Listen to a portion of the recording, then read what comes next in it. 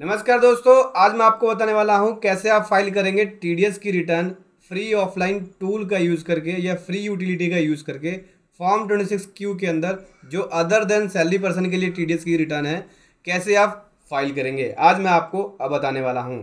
तो दोस्तों, इसको समझने के लिए बने रहे मेरे साथ वीडियो के एंड तक। सो दोस्तों, टीडीएस की रिटर्न को बनाने के लिए सबसे पहले आपको रॉ डाटा चाहिए होगा। जैसे कि एक्सेल के अंदर देख सकते हैं, मैंने यहाँ पे एक कंप्यूटेशन तैयार किया हुआ है। इसी के थ्रू मैं टीडीएस की रिटर्न को प्रिपेयर करूँगा। यहाँ पे देख सकते हैं, ये है मेरी टीडीएस की एंट्रियाँ, जिसका टीडीएस मैंने डिडक्ट किया है। ये देख सकते हैं, सेकंड क्वार्टर की टीडीएस की रिटर्न है मेरी ये 21-22 की, और ये चलान पे किया है। तो पहले आप एक्सेल में इस तरह से एक फॉर्मेट बना लेना। इस फॉर्मेट का जो लिंक है वीडियो के डिस्क्रिप्शन में भी दे दूंगा, वहाँ से आप डाउनलोड कर लेना। ठीक है, पहले ऐसे आपको सारी एंट्रियाँ बनानी होंगी, ऐसे एंट्री करनी होगी जैसे कि मैंने कर रखा है। और 94J का है ये मेरा, सेक्शन वाइज आप लिख सकते हैं। 94J का ये टीडीएस है, और ये है 21-22 के सेकेंड क्वार्टर का है। यहाँ लिख लेते हैं सेकेंड क्वार्टर।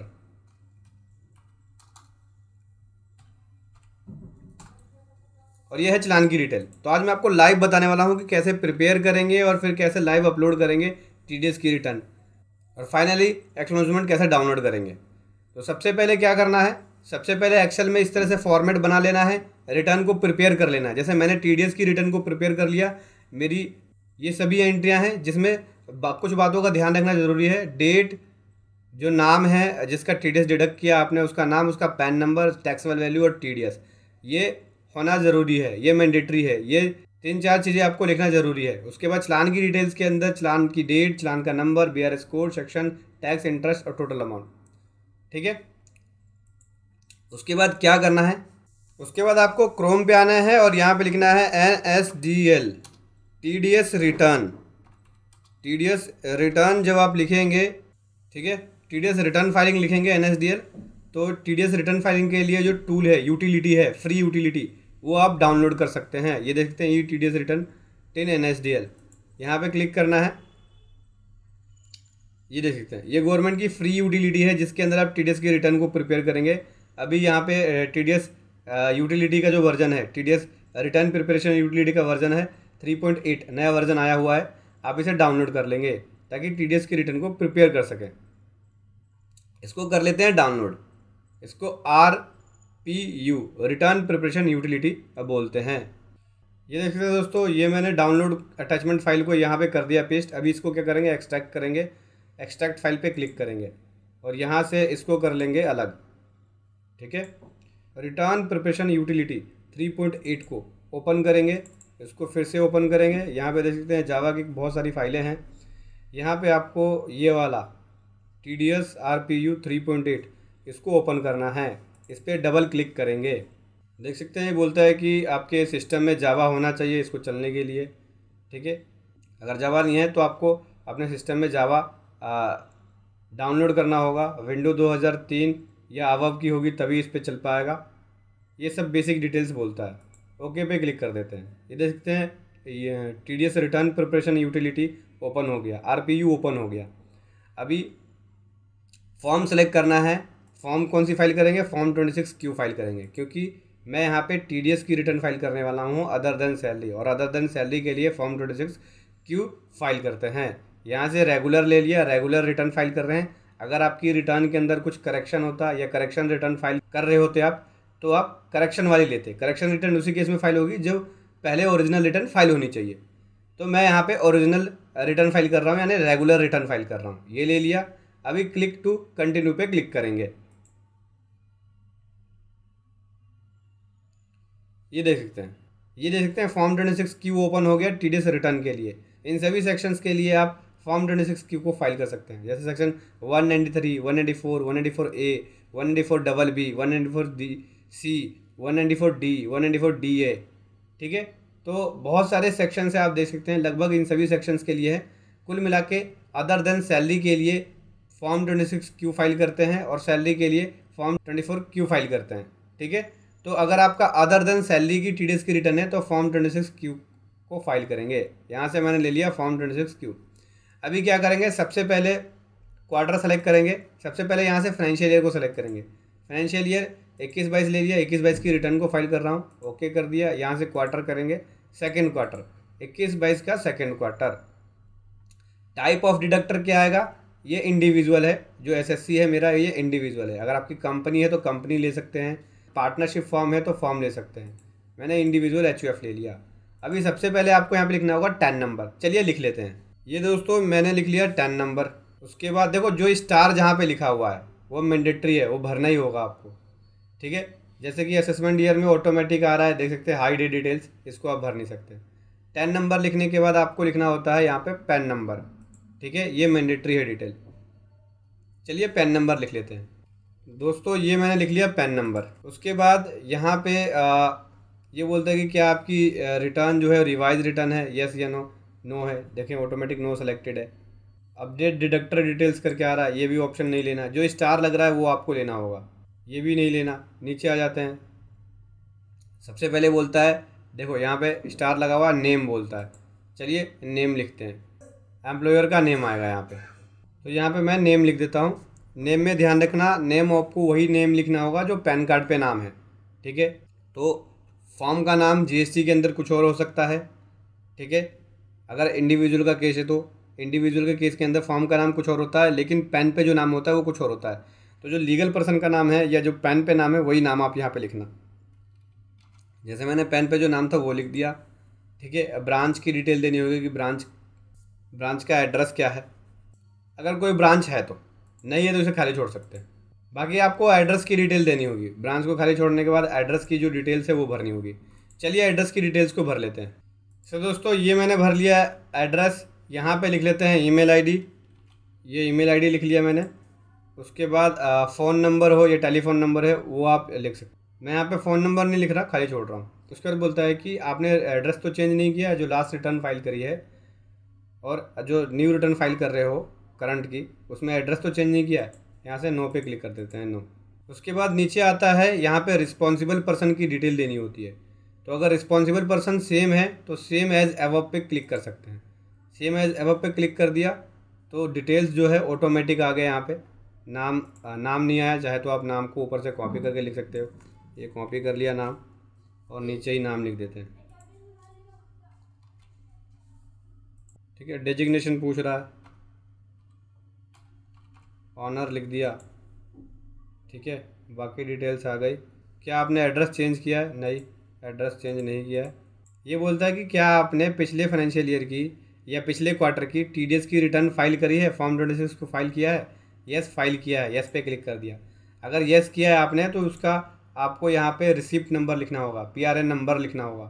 तो चलिए लिख लेते हैं। ये दोस्तों लास्ट जो रिटर्न फाइल करी है उसका रिसिप्ट नंबर मैंने यहाँ पे लिख दिया, ठीक है। मेल आईडी में चाहे तो मेल आईडी ऊपर जो लिखी है वही सेम मेल आईडी को कॉपी कर लेते हैं। ये मैंने कॉपी कर लिया और मेल आईडी वही सेम लिख दिया मैंने यहाँ पे, ठीक है। हालांकि मेल आईडी मैंडेटरी नहीं है, देख सकते हैं, फिर भी डिटेल्स लिख दी। अभी क्या करना है, साथ के साथ सेव पे भी क्लिक करते रहना ताकि जो डाटा आपने भरा है वो सेव होता रहे। सेव के लिए बोल रहा है कौन से फोल्डर में सेव करना है आपको, तो मैं यहाँ पे डी ड्राइव में, ये दोस्तों मैंने फाइल को साथ के साथ सेव कर लिया है। अभी क्या करना है, चलान्स की डिटेल्स पे आएंगे। सबसे पहले चलान की डिटेल्स बोल रहा है। अभी क्या करना है, यहाँ पे एनेक्सर्स पे आएंगे। अभी क्या करना है दोस्तों, सबसे पहले चलान की डिटेल्स पे आना है, ठीक है। चलान की डिटेल्स को भरेंगे, कहाँ से मिलेगा, एक्सेल फॉर्मेट। मैंने बताया था एक्सेल फॉर्मेट बना लेना ताकि चलान की डिटेल को भरने में आसानी हो। अभी सबसे पहले मैं यहाँ पे ऐड रो पे क्लिक करूँगा। एक नए रो को ऐड करना है। अब कितने रो चाहिए आपको ये देख लो, 2 चलान है तो 2 रो चाहिए होंगे। तो 2 रो पे क्लिक कर दिया, ओके कर दिया, ठीक है। 2 रो मिल गया। सबसे पहले दोस्तों टीडीएस लिखेंगे, जो हमने टीडीएस का चलान जमा कराया है, अमाउंट लिखेंगे इसका 7261 अमाउंट लिख लिया। कोई इंटरेस्ट तो नहीं है, नहीं इसमें कोई भी इंटरेस्ट नहीं है। उसके बाद यहाँ से लेट फीस भी नहीं है, पेनल्टी भी नहीं है। आगे की तरफ आ जाते हैं। बीआरएस कोड लिखना होगा। चलिए बीआरएस कोड को लिख लेते हैं। तो यहाँ पे बीआरएस कोड लिखा हुआ है, देख सकते हैं। इसको क्या करेंगे, कॉपी करेंगे। बीआरएस कोड को कॉपी किया और यहाँ कर दिया पेस्ट हमने। बीआरएस कोड आ गया हमारा। अब डेट बोलता है, कौन सी डेट को अमाउंट को डिपॉजिट किया हमने। तो डेट है यहाँ पे 5/9/21। यहाँ पे इस फॉर्मेट में लिखना होगा, DDMMY फॉर्मेट में। तो 505, इसको आप देख सकते हो 0509/2021, ठीक है। उसके बाद चलान का सीरियल नंबर, तो ये हमें सीरियल नंबर कहाँ से मिल जाएगा, ये है चलान का सीरियल नंबर। कॉपी किया, यानी चलान नंबर या चलान का सीरियल नंबर बोल सकते हो आप, और यहाँ पे चलान नंबर को कर दिया पेस्ट। चलान नंबर आ गया। अब दोस्तों आपको यहाँ से सेलेक्ट करना होगा मेजर हेड, कि आपने जो चलान जमा कराया है वो TDS payable by tax pair का है या TDS रेगुलर असेसमेंट का है, जो IT डिपार्टमेंट ने रेज किया है असेसमेंट, उसके वजह से है। इसके अंदर मैंने जमा कराया, तो इसके लिए आप जो कोड सेलेक्ट करेंगे वो 200 सेलेक्ट करेंगे, ठीक है। उसके बाद हो गया दोस्तों, उसके पहला चलान हो गया। अभी दूसरे चलान पे आ जाते हैं। दूसरा चलान कितने रुपए का है, ये देख सकते हैं। दूसरा चलान 100 रुपीज़ का है। तो मैं यहाँ पे 100 रुपीज़ मैंने ले लिया। इंटरेस्ट इसमें 26 अमाउंट का है, 26 रुपीज़ का है, वो ले लिया। इसके बाद आगे चलते हैं। यहाँ से BRS कोड लिख लेते हैं। BRS कोड एक्सेल शीट से मिल जाएगी, ये देख सकते हैं। BRS कोड को कॉपी कर लिया और यहाँ पे BRS कोड को लिख दिया। उसके बाद डेट कब जमा कराया है चलान से पता चल जाएगा, ये देख सकते हैं 13/10/21 को। तो 13/10/2021 को ये जमा कराया है। और चलान नंबर क्या है, चलान नंबर यहाँ से मिलेगा, ये देख सकते हैं। चलान नंबर को कॉपी कर लेते हैं और ये चलान नंबर को कर दिया पेस्ट, ठीक है। इसमें से देख सकते हैं 26 रुपये का जो पार्ट है वो इंटरेस्ट का है। देख सकते हैं दोस्तों 26 रुपये इंटरेस्ट का अमाउंट आ गया। अभी क्या करना है, यहाँ भी 200 सेलेक्ट करेंगे। रेगुलर जो हमने TDS नॉर्मल बनता है वो जमा कराया है, असेसमेंट पे जमा नहीं कराया। अगर डिमांड रेज होती है तो 400 लेंगे, नॉर्मल जमा कराएंगे तो 200 लेंगे। अभी चलान की एंट्री हो गई हमारी सारी। एनेक्सेस की डिटेल्स पे आ जाते हैं। एनेक्सेस की डिटेल्स पे यहाँ पे देख सकते हैं, ये डिडक्टी की डिटेल देनी होगी। एनेक्सेस की डिटेल पे डिडक्टी की, जिसका जिसका आपने TDS काटा है। तो कितनी एंट्री है हमारे पास, ये है लगभग 5 एंट्री है। इंसर्ट रो पे क्लिक कर दिया। अभी बोलता है कि 2 चलान एंटर हैं, 2 चलान आपके एंटर हैं, चलान नंबर 1, चलान नंबर 2। मैं चलान नंबर 1 में मेरे पास जो एंट्री है वो है यहाँ तक, देख सकते हैं 7261। तो 4 एंट्री है चलान नंबर 1 में, और चलान नंबर 2 में 1 एंट्री है। तो यहाँ पे लेना पड़ेगा कि एक चलान के अगेंस्ट कितनी एंट्री कर रहे हो आप। तो 4 एंट्री है और एक चलान के अगेंस्ट मेरी 1 एंट्री है, ये मैंने ले लिया। ओके पे क्लिक कर दिया, ये देख सकते हैं। उसी हिसाब से ऑटोमेटिक डिटेल्स आ गई और चलान की डिटेल्स भी उसके सामने आ गई, ये देख सकते हैं। चलान नंबर, BRS कोड, ये सब डिटेल्स। चलिए एक एक करके फिल करना शुरू करते हैं। पहले बोलता है कि सेक्शन कौन से सेक्शन से रिलेटेड है। तो ये हमारा जितना भी है सब 94J से रिलेटेड है, तो मैं 94J ले रहा हूँ। आप अपने सेक्शंस के अकॉर्डिंग ले लेना, ठीक है। 94J B आएगा, प्रोफेशनल फ़ी का। इसमें भी 2 तरह के होते हैं। 94J A है, प्रोफेशनल में भी जो टेक्निकल सर्विसेज देते हैं वो लेते हैं 94J A। JB लेंगे तो फी फॉर प्रोफेशनल सर्विसेज आता है। ये ले लिया दोस्तों मैंने सेक्शन कोड। अभी आगे आ जाते हैं। चलान की डिटेल ऑटोमेटिक आ गया, चलान का अमाउंट ऑटोमेटिक आ गया।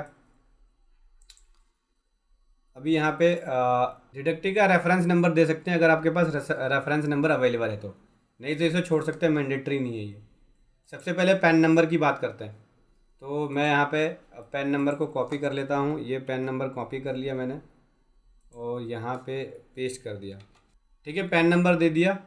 अभी name of the deductee, name of the deductee यहाँ से मिलेगा, ये देख सकते हैं। नेम ऑफ़ द डिडक्टी आ गया, कॉपी कर लिया और यहाँ पे नेम लिख दिया, ठीक है। डेट, जिस दिन आपने बुकिंग करी है अमाउंट, या जिस दिन आपने TDS डिडक्ट किया है या अमाउंट को क्रेडिट किया है, ठीक है। तो डेट क्या है यहाँ पे, डेट है 28 जुलाई 21।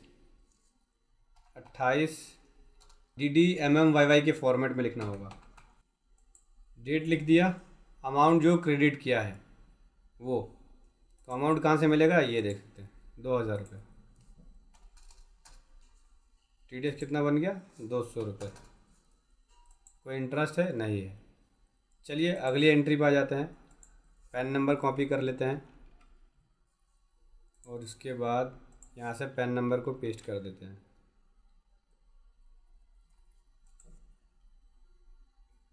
नाम भी सेम है, नाम को कॉपी कर लेते हैं।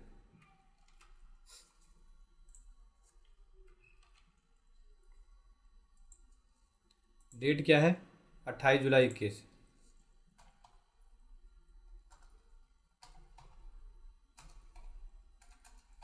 सेम डेट है। अमाउंट क्या है यहाँ पे? 3,000 रुपये। 3,000 रुपये लिख लिया। इसके ऊपर 300 का TDS बन गया। इसी प्रकार से अगली एंट्री कर लेते हैं। सबसे पहले आप TDS की सारी एंट्रियाँ कर लेना, जैसे मैं कर रहा हूँ। अगला भी सेम पैन नंबर है, कॉपी कर लिया और उसके बाद पैन नंबर लिख दिया। नाम सेम आएगा, सेम पैन नंबर है तो नाम भी सेम ही है। यहाँ पे डेट की बात करें तो डेट है 24 अगस्त।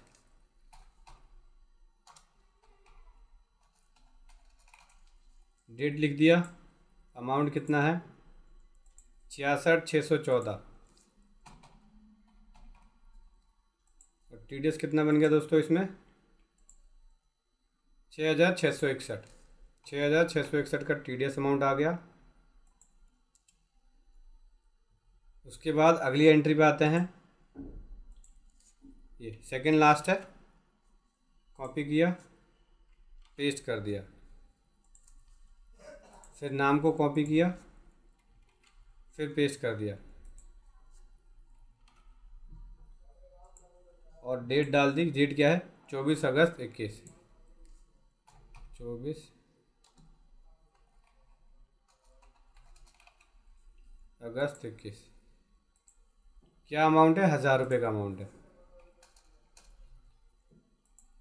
100 रुपये का TDS बन गया इसके ऊपर।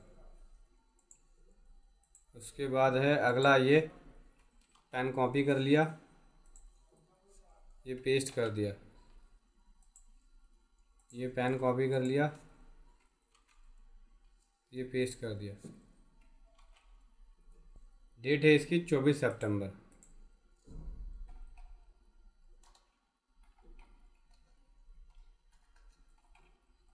डेट लिख दिया दोस्तों। 1,000 रुपये का TDS, 1,000 रुपये अमाउंट क्रेडिट किया है, 100 रुपये का TDS बन गया। तो TDS की लगभग सारी एंट्री हो गई हमारी। देख सकते हैं लगभग सभी एंट्री को हमने कंप्लीट कर लिया। अभी उसके बाद यहाँ पे आपको रीज़न सेलेक्ट करना होगा, अगर आपने डिडक्ट नहीं किया है या नॉन डिडक्शन किया है तो, या लोअर डिडक्शन किया है तो हमारा कुछ है नहीं यहाँ पे इस तरह से, लोअर डिडक्शन या नॉन डिडक्शन। अब रेट बोलता है कि कौन क्या रेट क्या है, तो 10% का रेट है। सब में 10% के रेट के हिसाब से किया हुआ है।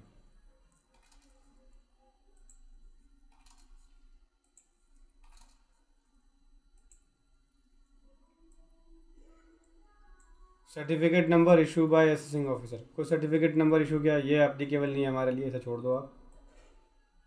Amount of cash withdrawal exceeding 1 crore rupees, ये भी एप्लीकेबल नहीं है। Amount of cash withdrawal 194N के अंदर, ये भी नहीं है। ठीक है, लगभग सारी एंट्री हमारी हो गई है। अभी क्या करना है, यहाँ से क्रिएट फाइल पे क्लिक करेंगे। ठीक है, बोलता है कि वैलिड पैन नंबर जो है रिस्पॉन्सिबल पर्सन का, वो नहीं भरा हुआ है।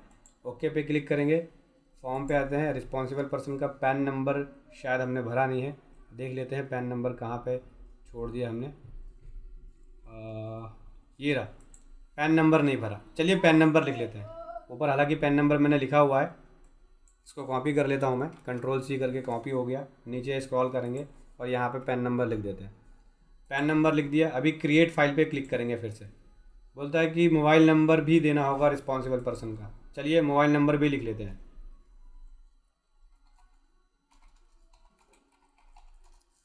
मोबाइल नंबर दे दिया। अभी दोबारा से फिर से क्रिएट फाइल पे क्लिक करते हैं। देख सकते हैं surcharge should not be blank at row number 1 column number 19। Surcharge जो है वो ब्लैंक नहीं होना चाहिए। चलिए सरचार्ज पे आ जाते हैं, देख लेते हैं। सरचार्ज ब्लैंक बोल रहा है, नहीं होना चाहिए, तो चलिए सरचार्ज को 0 कर लेते हैं। सरचार्ज कुछ है नहीं, 0 कर लेता हूँ। 0 हो गया। ज़ीरो हो गया, ज़ीरो हो गया।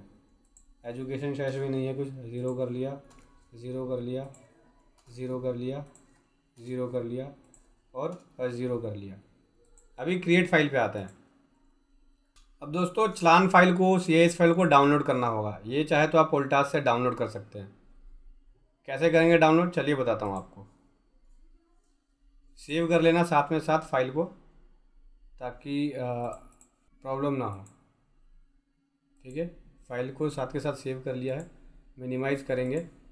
यहाँ पे गूगल पे लिखना है आपको ओल्टास चलान स्टेटस, ये लिखना है। ठीक है, ओल्टास एप्लीकेशंस पे आ जाएंगे। यहाँ पे 10 बेस व्यू या चलान बेस व्यू भी देख सकते हैं। तो 10 बेस व्यू पे क्लिक कर दिया। पहले 10 नंबर लिखना होगा, चलिए 10 नंबर लिख लेते हैं।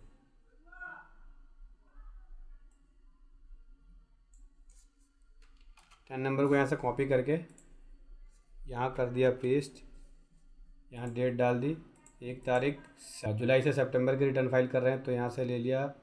जुलाई भी ले सकते हैं, लेकिन पहले ये देख लेना है आपको कि चालान कब जमा कराया आपने। सितंबर को और 1 अक्टूबर को जमा है, तो मैं सितंबर का महीना ले रहा हूँ 21, और आज की डेट हो गई 14 तारीख, 14 अक्टूबर 2021। हालांकि जो चालान कल जमा हुआ है वो अभी तक आया नहीं होगा ओल्टास पे, क्योंकि उसे 3 दिन लग जाते हैं आने में चालान को। तो एक चालान हमारा आ जाएगा, चलिए देख लेते हैं फिर भी। Q6K5KR व्यू चालान पे क्लिक किया। ये देख सकते हैं एक ही चालान आया है अभी, 5/9 को जो जमा हुआ है, 5/9 को ये वाला जमा हुआ है। ये देख सकते हैं 7261 रुपये का अमाउंट है। तो 7261 रुपये का अमाउंट यहाँ पे लिखना होगा, तभी ये कंफर्म होगा। ठीक है, कंफर्म अमाउंट पे क्लिक कर दिया। अमाउंट मैच, डाउनलोड चालान फाइल, ये देखते हैं CIS फाइल डाउनलोड हो रही है। कॉपी कर लिया और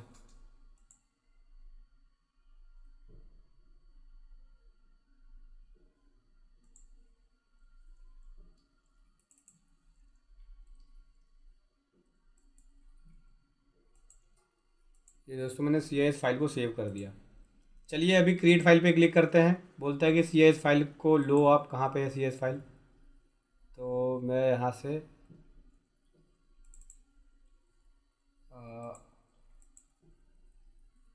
ये देख सकते हैं CIS फाइल ले लिया, ओपन पे क्लिक कर दिया। ये ले लेते हैं लोकेशन जहाँ पे मुझे अपनी 26Q को एक्सपोर्ट करना है। सेव पे क्लिक कर दिया। अभी वैलिडेट पे क्लिक करना है। बोल रहा है एरर के लिए आपको जाना होगा उसी फोल्डर में।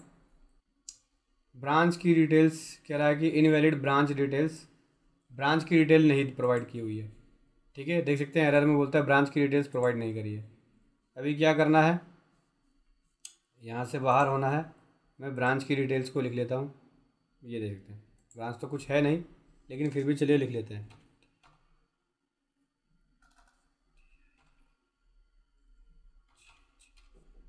ये ब्रांच लिख दिया दोस्तों। ब्रांच लिखने के बाद अभी फिर से क्रिएट फाइल पे जाते हैं। क्रिएट फाइल पे आने के बाद ये बोलता है कि 26Q पहले से है आपके पास, क्या आप इसे रिप्लेस करना चाहते हैं। यस, रिप्लेस कर देते हैं, ओके करते हैं। ये देख सकते हैं, एक मिनट, पहले हमें डिलीट करना पड़ेगा उस फोल्डर में जाके जो 26Q बना हुआ है। ये एरर आया, इसको मैंने डिलीट कर दिया। FUV फाइल इसने बनाई। डिलीट करने के बाद क्रिएट फाइल पे फिर से आते हैं। चालान को उठाया इसने, जो पाथ दी हमने उसको उठाया। अभी वैलिडेट पे फिर से क्लिक करते हैं। क्या आप रिप्लेस करना चाहते हैं। यस, एरर आ रहा है वैलिडेशन के दौरान। क्या एरर आ रहा है, ये बोल रहा है कि डेट ऑफ डिडक्शंस, अच्छा डेट ऑफ डिडक्शंस या date of collection should be provided. अच्छा, डेट ऑफ डिडक्शंस नहीं डाली हुई है डिडक्टिव की डिटेल्स के अंदर। चलिए डेट ऑफ डिडक्शंस को देख लेते हैं कहाँ पे नहीं डाली है, एक बार चेक करना होगा। डेट ऑफ डिडक्शन नहीं डाली है। एनेक्सर डिटेल्स में आ गए, ये है date of deductions, date of credit और डेट ऑफ डिडक्शन। हालांकि डेट ऑफ क्रेडिट और डेट ऑफ डिडक्शन मेरी सेम ही है, चलिए फिर भी लिख लेते हैं। जैसे 28 जुलाई 21 है तो डेट ऑफ डिडक्शंस यहाँ पर लिख देता हूँ मैं 28 जुलाई 2021। 28 जुलाई 21 कर दिया डेट ऑफ डिडक्शंस। 24 अगस्त है डेट ऑफ क्रेडिट 2 एंट्रियों का, इसका भी कर देते हैं सेम।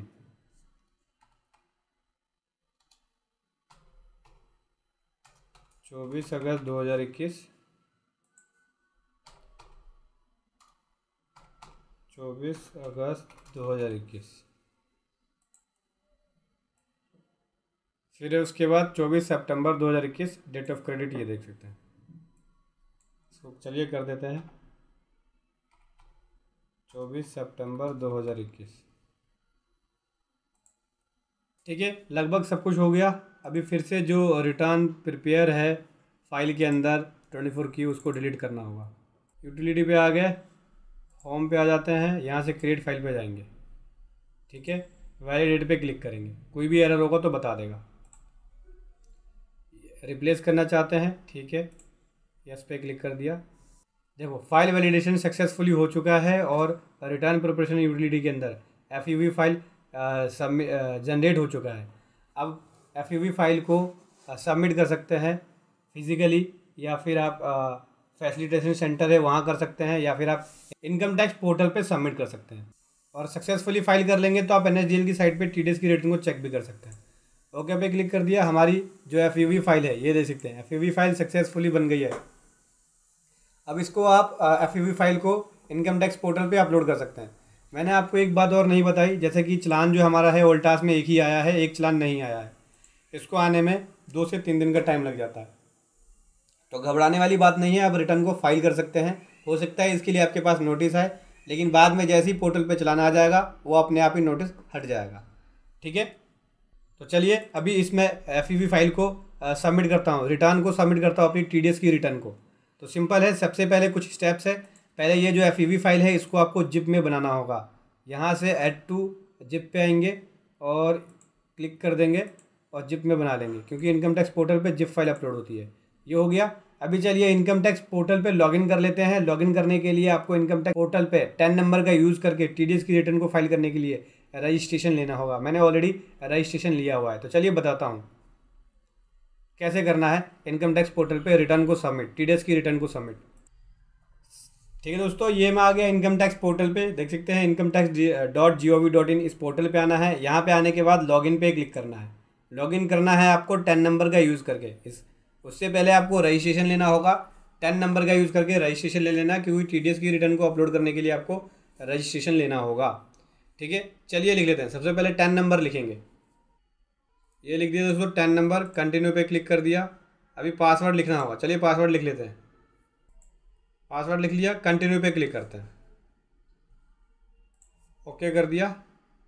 और ये कर लिया हमने लॉगिन, देख सकते हैं लॉगिन हो गया।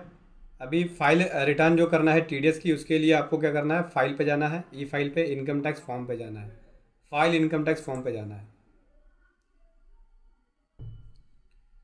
ये देख सकते हैं सभी फॉर्म्स आ गए यहाँ पे। यहाँ पे quarterly TDS and TCS return का फॉर्म TDS का जो फॉर्म है वो आपको दिख जाएगा। जो क्वार्टरली TDS की रिटर्न या TCS की रिटर्न फाइल करते हैं, फॉर्म 24Q, 26Q या 27Q या 27EQ। ठीक है, अभी क्या करना है, ई फाइल नाउ पे क्लिक करेंगे और उसके बाद यहाँ से देख सकते हैं TDS की रिटर्न को फाइल करने के लिए बोलता है कि आपके पास एक वैलिड FUV फाइल होनी चाहिए। ठीक है, जो हमने अभी बना ली है। लेट्स गेट स्टार्टेड पे क्लिक करना है।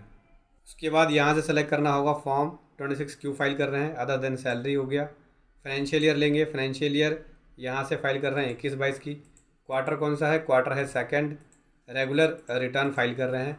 अभी जिप फाइल आपको अपलोड करनी होगी, FUV फाइल जो आपने बनाया है। अभी हमने FUV फाइल बनाया है, FUV फाइल बनाया है और उसको जिप में भी कन्वर्ट कर लिया है। दिखाता हूँ मैं आपको, ये देख सकते हैं दोस्तों, मैंने FUV फाइल को जिप में कर लिया है ऐड। ये मेरी FUV फाइल बनी हुई है। अभी क्या करना है, सिंपल है, वेबसाइट पे आएंगे, इनकम टैक्स पोर्टल पे अटैच फाइल पे जाएंगे और जो फाइल बनाई उसको अटैच कर लेंगे। देख सकते हैं दोस्तों, सक्सेसफुली जिप फाइल हमारी अपलोड हो गई। सो दोस्तों, यहाँ से जिप फाइल को अटैच कर लेता हूँ मैं।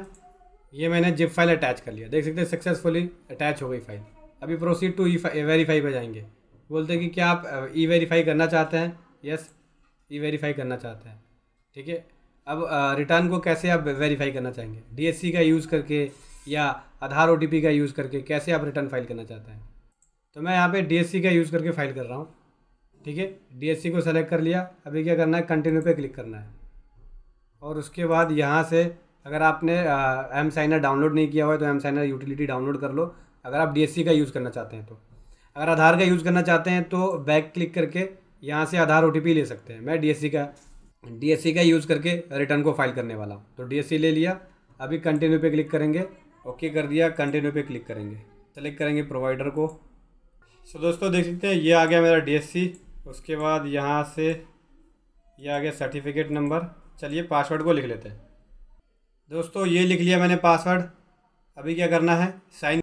सो दोस्तों, साइन पे क्लिक करेंगे। देख सकते हैं साइन हो गया सक्सेसफुली। अब बोलते हैं क्या आप सबमिट करना चाहते हैं रिटर्न को, TDS रिटर्न को।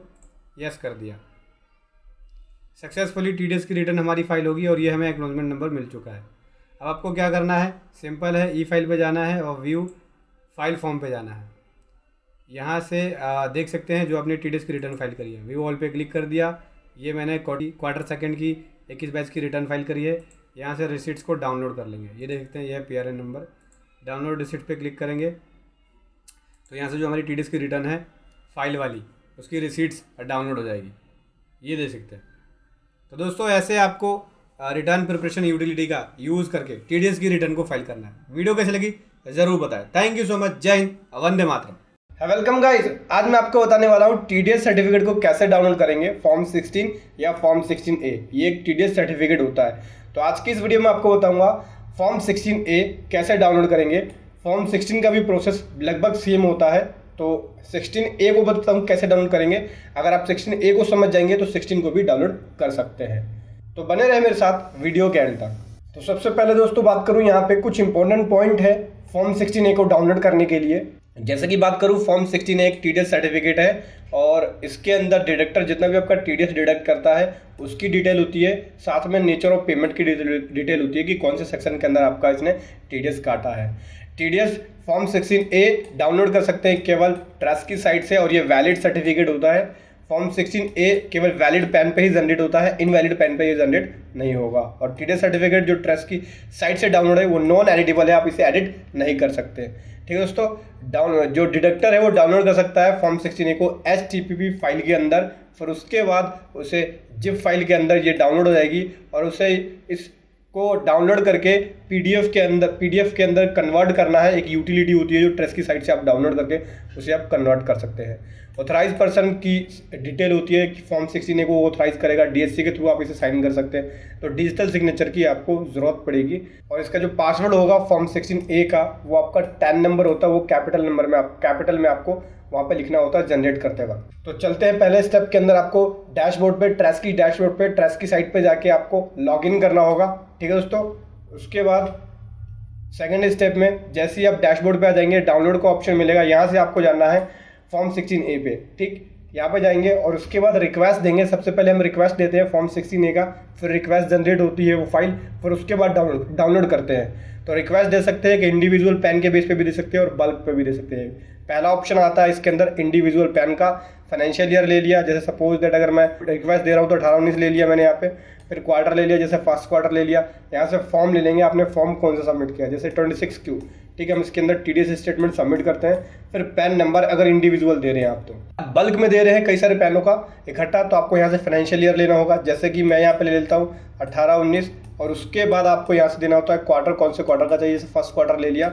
उसके बाद फॉर्म को आपको सेलेक्ट करना होता है, जैसे 26Q हम यहाँ पे फॉर्म भरते हैं TDS रिटर्न के लिए। ठीक है, फिर गो पे क्लिक कर देंगे। उसके बाद आपको कुछ डिटेल नजर आएगी सामने, ऑथराइज, जैसे ऑथराइज पर्सन का नाम, फादर नेम, डेस्टिनेशन, प्लेस और डेट। सबमिट पे क्लिक करना है और यहाँ से ऑथराइज पर्सन का KYC आपको कंप्लीट करना होगा। DSC डिजिटल सिग्नेचर के थ्रू आप इसे केवाईसी को कंप्लीट कर सकते हैं, या फिर विदाउट डीएससी के थ्रू आप भी कर सकते हैं। अगर आप डिजिटल सिग्नेचर का यूज़ कर रहे हैं तो आपको कुछ चीज़ें, पहले डिजिटल सिग्नेचर यहाँ पे सेलेक्ट करना होगा इस वाले ऑप्शन को, और यहाँ से भरनी होगी कुछ डिटेल, जैसे फाइनेंशियल ईयर, फॉर्म आपने कौन सा सबमिट किया था 26Q, फिर क्वार्टर ले लेंगे, फिर उसके बाद यहाँ से आप वैलिडेट करेंगे डीएससी को। जैसे ही वैलिडेट पे क्लिक करेंगे तो जो आपने डीएससी लगाया है उसकी यूटिलिटी ओपन हो जाएगी, और वहाँ से आपको डीएससी का पासवर्ड डाल के इसको आपको वैलिड करना होगा। फिर उसके बाद आपको यहाँ से कुछ डिटेल भरनी होगी, ठीक है, जैसे कि ऑथेंटिकेशन कोड। ये ऑथेंटिकेशन कोड जब आता है जब आप ऑथराइज पर्सन की डिटेल केवाईसी कंप्लीट कर देते हैं, तो यहाँ पे ऑथेंटिकेशन कोड लिख देंगे, और उसके बाद यहाँ से आपको PRN नंबर लिखना होगा। PRN नंबर जब आप TDS की रिटर्न भरते हैं, TDS की स्टेटमेंट जमा करते हैं, तो आपको एक रिसीट्स मिलती है, उसके अंदर PRN नंबर होता है, जिसे हम प्रोविजनल रिसीट्स नंबर बोलते हैं। वो नंबर आपको यहाँ पे लिखना होगा। उसके बाद आपको पार्ट फर्स्ट भरना होता है, चलान की डिटेल देनी होती है कुछ, जैसे कि आपने जो चलान जमा किया है उसकी डिटेल देनी होगी, BRS कोड क्या है उसका, डेट ऑफ जब आपने चलान को जमा किया, डेट ऑफ डिपॉजिट क्या है, चलान का नंबर क्या है। उसके बाद आपको यहाँ पे पैन की डिटेल देनी होती है, जो आपने स्टेटमेंट के अंदर उस चलान को लगाया। ध्यान रखना, जो 26Q के अंदर आपने जो चलान जमा किया उसी चलान की डिटेल देंगे, जिस क्वार्टर के लिए आप ये TDS सर्टिफिकेट डाउनलोड कर रहे हैं। किसी भी एक चलान की डिटेल दे सकते हैं, और मतलब उस चलान को जो आपने जमा कराया, कौन कौन से पैन के अगेंस्ट आपने TDS काटा है, पैन की डिटेल दे देंगे, किसी भी 3 पैन की डिटेल दे देंगे, और उसका अमाउंट दे देंगे। ध्यान रखना, इसका एग्रीगेट जो अमाउंट है उस चलान से मैच होना चाहिए जिस चलान को आपने दिया है। इसमें इस तरह की कुछ डिटेल है जो आपको समझना होगा। जैसे ही आप रिक्वेस्ट सबमिट कर देंगे तो आपको यहाँ से मिल जाता है एक रिक्वेस्ट नंबर, ये आप कर लेंगे नोट डाउन। उसके बाद आपको यहाँ से जाना है रिक्वेस्ट डाउनलोड, जो आपने रिक्वेस्ट दे दी है उसको डाउनलोड करना है। इस पर क्लिक करेंगे और यहाँ से आप देख सकते हैं 3 ऑप्शन मिलते हैं, रिक्वेस्ट नंबर, डेट या व्यू ऑल। तो जो आपने रिक्वेस्ट दे दी आपको यहाँ से ऑप्शन मिल जाएगा, व्यू ऑल पर जाके देख सकते हैं, या रिक्वेस्ट नंबर डाल के आप चेक कर सकते हैं। रिक्वेस्ट नंबर पर डाल के आप, अगर आपको रिक्वेस्ट नंबर पर देखना है तो रिक्वेस्ट नंबर डाला, और यहाँ से इस तरह से डिटेल आ जाएगी आपके पास, ठीक। तो जो आपने रिक्वेस्ट डाली, ठीक, ये आ गया सामने, प्रोसेस सबमिट पे क्लिक होगा। यहाँ से आपको HTTP फाइल का ऑप्शन मिलता है, ठीक है दोस्तों। जैसे मैंने रिक्वेस्ट दी थी सेकंड क्वार्टर की, यहाँ पे देख सकते हैं आप, यहाँ से मेरे को एक मिल जाता है HTTP फाइल का ऑप्शन। इस फाइल को डाउनलोड करना होगा, और डाउनलोड करके हम इसी फाइल से हम TDS सर्टिफिकेट को जनरेट करेंगे। इस फाइल को डाउनलोड करने के बाद हमें एक यूटिलिटी डाउनलोड करना होता है, क्योंकि हमें PDF में कन्वर्ट करना होता है। तो वो यूटिलिटी आपको जस्ट जब आप रिक्वेस्ट फाइल पे, रिक्वेस्ट वाले ऑप्शन पे जाएंगे, वहीं पे सेम आपको वहीं पे मिल जाएगा। यहाँ पे देख सकते हैं, यहाँ पे ऑप्शन मिल जाता है कि अगर आपने HTTP फाइल डाउनलोड कर रखा है तो उसको PDF में कन्वर्ट करने के लिए आप ट्रैश जनरेशन यूटिलिटी को डाउनलोड कर सकते हैं। क्लिक हेयर पे क्लिक करेंगे, तो जैसे ही क्लिक करेंगे आपसे कैप्चर मांगेगा, और कैप्चर भरने के बाद सबमिट कर देंगे। देन यहाँ से आपको यूटिलिटी का वर्जन मिल जाएगा, वर्जन 1.4 है, लेकिन लेटेस्ट वर्जन जो अब आ गया वो आप डाउनलोड कर सकते हैं वहाँ पर TDS की साइट से। उसके बाद आपको कुछ सॉफ्टवेयर अपने सिस्टम में इंस्टॉल करना होता है, जैसे WinZip फाइल वाले सॉफ्टवेयर को इंस्टॉल कर सकते हैं। ये रही उसकी साइट, तो यहाँ पे साइट पे जाके आप इंस्टॉल कर लेंगे। और एक जावा का एक सॉफ्टवेयर होता है, वो आपको इंस्टॉल करना होगा। ये रही उसकी साइट, यहाँ से जाके आप उस जावा वाले सॉफ्टवेयर को डाउनलोड कर लेंगे, ठीक है दोस्तों। जावा वाले साइट पे जाएंगे तो इस तरह से आपको दिखेगा, जावा का साइट देख सकते हैं। यहाँ से आपको जावा डाउनलोड करना है। जावा डाउनलोड करने के बाद जहाँ आपने सेव कर रखा होगा प्रॉपर्टी में जाना है, सी में जाना है, प्रोग्राम में जाना है, और जहाँ आपने इंस्टॉल कर रखा होगा उसकी प्रॉपर्टी में जाके फाइल की लोकेशन को लेना है हमें, ठीक है। फाइल की लोकेशन लेना है, इस तरह से देख सकते हैं फाइल की लोकेशन क्या होगी, सी प्रोग्राम फाइल जावा। इस पाथ को आपको कॉपी करना होगा, ध्यान रखना इस पाथ को जो मैंने आपको बताया, सी प्रोग्राम फाइल जावा JRE7 bin। इस फाइल को कॉपी कर लेंगे, इस पाथ को कॉपी करने के बाद कंप्यूटर में जाएंगे, और कंप्यूटर में जाने के बाद यहाँ से आपको प्रॉपर्टी में जाना होगा। प्रॉपर्टी में जाने के बाद आपको यहाँ से जाना होगा एडवांस सेटिंग में। एडवांस सेटिंग में जाने के बाद आपको जाना होगा यहाँ से एनवायरनमेंट वेरिएबल्स पे जाएंगे एडवांस में जाने के बाद, और यहाँ से आपको क्लिक करना है न्यू पे क्लिक किया। देन आपको यहाँ से वेरिएबल पाथ को एंटर करना होगा। वेरिएबल पाथ को एंटर करने के बाद आपको ऐड वेरिएबल पे जाना होगा। ऐड वेरिएबल पे जाने के बाद आप पाथ डाल के ओके कर देंगे, और उसके बाद फिर ओके कर देंगे, फिर ओके कर देंगे, और उसके बाद आपकी जो यूटिलिटी है यहाँ से हो जाएगी, सामने दिख जाएगी आपको। इसको करना है रन, जो आपने कन्वर्टर यूटिलिटी डाउनलोड किया है। रन करने के बाद इस तरह से ट्रैश की जो यूटिलिटी है ओपन हो जाएगी। यहाँ से आपको देना है जो आपने जिप फाइल डाउनलोड किया है उसको सेलेक्ट करेंगे, ठीक है दोस्तों, जो TDS की साइट से डाउनलोड हुआ है। और उसके बाद पासवर्ड आपको देना होगा। पासवर्ड यहाँ पे होता है 10 नंबर जो है एम्प्लॉयर का, वो 10 नंबर डाल देंगे। फिर उसके बाद आपको सेव वाला फोल्डर सेलेक्ट करना है कि आपको कहाँ पे सेव करना है। देन यहाँ से आपको डिजिटल सिग्नेचर जो आपने सेव किया है वो सिलेक्ट करना होगा, ठीक है दोस्तों, ये मैंडेटरी नहीं है, चाहे तो आप सेलेक्ट कर सकते हैं या फिर मैनुअल भी साइन करके दे सकते हैं। अगर आप DSC ले लेंगे तो आपको मैनुअल साइन करने की जरूरत नहीं पड़ेगा, तो DSC आप ले सकते हैं, ये मैंडेटरी नहीं है ऑप्शन। ठीक है, जैसे आप डिजिटल सर्टिफिकेट का जहाँ आपने सेव किया रखिए फाइल सर्टिफिकेट को, उसको ले लेंगे, तो उसको लेने के बाद यहाँ से आपको दिख जाएगा ऑथराइज पर्सन की डिटेल। प्रोसीड पे जाएंगे, व्यू सर्टिफिकेट भी दे सकते हैं, प्रोसीड कर देंगे। तो दोस्तों यहाँ से आपका TDS सर्टिफिकेट हो जाएगा जनरेट। उसके बाद आप उस TDS सर्टिफिकेट को इशू कर सकते हैं जिसका इसका आपने TDS काटा है। तो ये है एक प्रोसेस जो आपको फॉलो करना होगा। Thank you so much. जय हिंद, वंदे मातरम। सब्सक्राइब कीजिए RTS प्रोफेशनल स्टडी को और बेल आइकन को दबाएं लेटेस्ट GST और इनकम टैक्स की वीडियो सबसे पहले पाने के लिए। वेलकम गाइस, आज मैं आपको बताऊंगा TDS के लिए रजिस्ट्रेशन और लॉगिन ट्रेसेस पे कैसे करना है। तो इसको समझने के लिए बने रहे मेरे साथ वीडियो के एंड तक। तो दोस्तों उससे पहले मैं आपको कुछ इंपॉर्टेंट चीज़ बता देता हूँ। ट्रेसेस पे लॉगिन करने के लिए या रजिस्ट्रेशन लेने के लिए आपके पास टैन नंबर होना चाहिए और जो आपने TDS की लेटेस्ट रिटर्न फाइल करी है वो होना चाहिए, उसका टोकन नंबर होना चाहिए, रेगुलर स्टेटमेंट जो आपने फाइल करी है फॉर्म 26Q आपके पास होना चाहिए और चलान होना चाहिए जिसकी आपको डिटेल लिखनी पड़ेगी। ठीक है दोस्तों, उसके बाद क्या करना है, ट्रेसेस की साइट पे आएंगे। ट्रेसेस की साइट पे आने के बाद यहाँ से आपको ऑप्शन मिलता है लॉगिन। अगर आपने रजिस्ट्रेशन ले रखा तो पहले लॉगिन कर लेंगे, और अगर आपने रजिस्ट्रेशन नहीं ले रखा तो registered as a new user करके यहाँ पे आप क्लिक करेंगे और पहले रजिस्ट्रेशन लेंगे। उसके बाद आपको दोस्तों यहाँ से चुनना होता है कि आप टैक्स कलेक्टर है या टैक्स डिडक्टर है। अगर आप टैक्स डिडक्टर है तो टैक्स डिडक्टर सेलेक्ट कर लेंगे। नॉर्मली मैं डिडक्टर की बात कर रहा हूँ यहाँ पे कि एज ए डिडक्टर किस तरह से आपको रजिस्ट्रेशन लेना है, तो डिडक्टर सेलेक्ट कर लेंगे। और उसके बाद अगला आपको यहाँ पे लिखना होगा 10 नंबर ऑफ डिडक्टर। जो आपके पास 10 नंबर है वो 10 नंबर लिखेंगे। फिर उसके बाद ये कैप्चा दिख रहा है आपको, जो इमेज दिख रही है इसके अंदर जो टैक्स है वो लिखना है, फिर प्रोसीड पे क्लिक करना है। देन उसके बाद यहाँ से फॉर्म 26Q आ जाएगा, फाइनेंशियल ईयर आ जाएगा, और जो आपने रिटर्न फाइल करी होगी उस फाइनेंशियल ईयर के अंदर फर्स्ट क्वार्टर की रिटर्न, उसका token number, receipts number, PRN number आपको लिखना होगा, provisional receipts number. Provisional receipts number जो है आपने रेगुलर स्टेटमेंट जो फाइल करी है उसके साथ आपको मिलता है, तो जो प्रोविजनल रिसीट्स नंबर होगा वो आप यहाँ पे लिख देंगे। उसके बाद अगला स्टेप आता है, यहाँ पे आपको KYC की डिटेल डालनी होगी। जैसे कि जो आपने चलान उस रेगुलर स्टेटमेंट में दिखाया है उस चलान की किसी एक चलान की डिटेल दे देंगे। उसका BRS कोड क्या है, डेट ऑफ डिपॉजिट क्या है, चलान का सीक्वेंस नंबर क्या है, चलान का ट्रांसफ़र अमाउंट क्या है, मतलब कितने का चलान है। ठीक है, उसके बाद पार्ट सेकंड में आपको डिटेल देनी होती है कि आपने कौन से पैन नंबर के अगेंस्ट वो चलान अमाउंट ट्रांसफ़र किया है। इसी 3 पैन की डिटेल दे देंगे और उसका अमाउंट दे देंगे। अगर आपने एक चलान के अंदर किसी एक पैन की अगेंस्ट उस अमाउंट को ट्रांसफ़र किया है तो उस अमाउंट को यहाँ पे लिख देंगे। फिर उसके बाद दोस्तों अगला स्टेप आता है, आपको ऑर्गेनाइजेशन की डिटेल देनी होती है। जैसे नेम ऑफ डिडक्टर, फॉर्म का नाम क्या हो गया, ठीक है, ये आपके पास ऑटो भी आ सकता है, और कैटेगरी ऑफ डिडक्टर क्या हो गया, पैन क्या है डिडक्टर का, मतलब फॉर्म जो है उस फॉर्म का पैन नंबर क्या है, और जो ऑथराइज पर्सन है उस ऑथराइज पर्सन का पैन नंबर क्या है, ऑथराइज पर्सन की date of birth, authorize person की जो डेस्टिनेशन है वो पार्टनर है या प्रोप्राइटर्स है, तो प्रोप्राइटर है तो प्रोप्राइटर डाल देंगे। उसके बाद अगर आप यहाँ पे authorize person as a employee है, क्या आप एम्प्लॉई है तो आप यहाँ पे एम्प्लॉई की डिटेल येस या नो में दे सकते हैं। उसके बाद दोस्तों यहाँ पे आता है एड्रेस की डिटेल। एड्रेस की डिटेल कहाँ से लेना चाहते हैं, अगर आप सेम जो 10 नंबर के अंदर आपने एड्रेस दिया है वही सेम ले सकते हैं। इस पर क्लिक करेंगे तो वही आ जाएगा, या फिर जो आपने स्टेटमेंट में जो आपने TDS की रिटर्न लेटेस्ट फाइल करी है उस लेटेस्ट स्टेटमेंट के हिसाब से आपका एड्रेस पिक कर लेगा। फिर अगला आता है यहाँ पे कम्युनिकेशन डिटेल डालनी होगी। अगर आपने लेटेस्ट 10 नंबर के अंदर दे रखा है तो 10 मास्टर से उठा लेगा, इस पर क्लिक करेंगे आप अगर 10 मास्टर से लेना है आपको, या फिर जो लास्ट स्टेटमेंट दी है उठाना चाहते हैं तो उस पर टिक करेंगे तो उसके हिसाब से वो डिटेल को उठा लेगा, या फिर आप मैनुअली भर सकते हैं। उसके बाद दोस्तों अगला आता है, आपको यहाँ पे यूज़र ID क्रिएट करना होगा। यूज़र ID लिख के यहाँ से अवेलेबिलिटी चेक कर सकते हैं कि क्या आपको वो यूज़र ID मिल जाएगा या नहीं। फिर पासवर्ड डालेंगे, ध्यान रखना पासवर्ड जब डालें तो थोड़ा यूनिक डालें, जैसे फर्स्ट लेटर कैपिटल में हो गया, फिर स्मॉल में, फिर स्पेशल कैरेक्टर और फिर नंबर भी यूज़ कर सकते हैं। फिर कंफर्म पासवर्ड क्रिएट करेंगे, फिर कंफर्म पासवर्ड डालेंगे, फिर देन आप क्रिएट अकाउंट पे क्लिक करेंगे।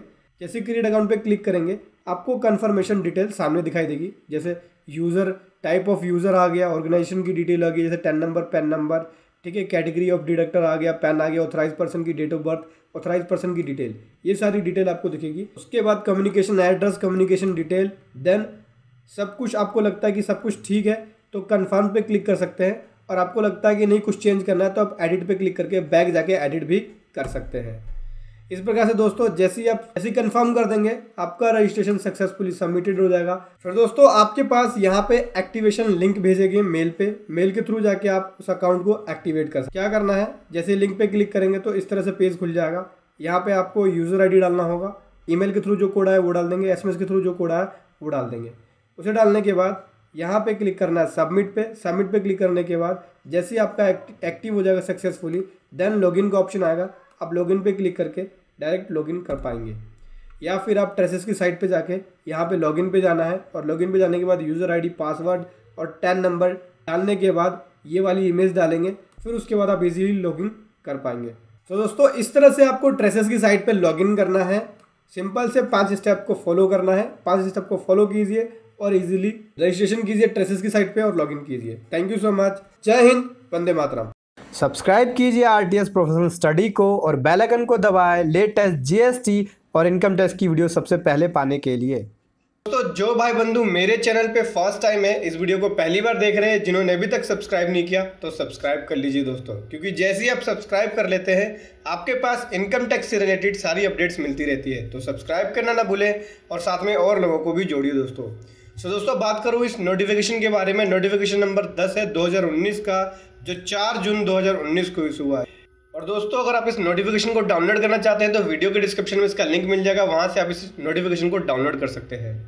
तो दोस्तों यहाँ पे जो बात करूँ गवर्नमेंट प्रोसीजर के बारे में बात कर रही है। ऑनलाइन सबमिशन ऑफ टीडीएस और टीसीएस की रिटर्न कैसे आपको ऑनलाइन सबमिट करना है उसके बारे में गवर्नमेंट बात कर रही है, उसके प्रोसीजर के बारे में बात कर रही है। सो दोस्तों बात करूँ मैं प्रोविजन की जो टीडीएस से रिलेटेड है, अंडर सबसेक्शन 3 ऑफ सेक्शन 200 और टीसीएस के लिए प्रोविजन है subsection 3 of section 260C of income tax act 1961, और जो इसका रूल है rule 31A and rule 31AA of income tax act 1962, जो इसके स्टेटमेंट के बारे में बोलता है, टीडीएस रिटर्न के बारे में बोलता है या टीसीएस रिटर्न के बारे में बोलता है। Director general of income tax system उसके पास पावर है कि वो प्रोसीजर डिफाइन कर सकता है कि किस तरह से रिटर्न का फॉर्मेट हो, स्टैंडर्ड प्रोसीजर क्या है या प्रोसेस क्या है रिटर्न को फर्निश करने का, या वेरिफिकेशन जो स्टेटमेंट है या रिटर्न है उसको किस तरह से वेरिफिकेशन करना है।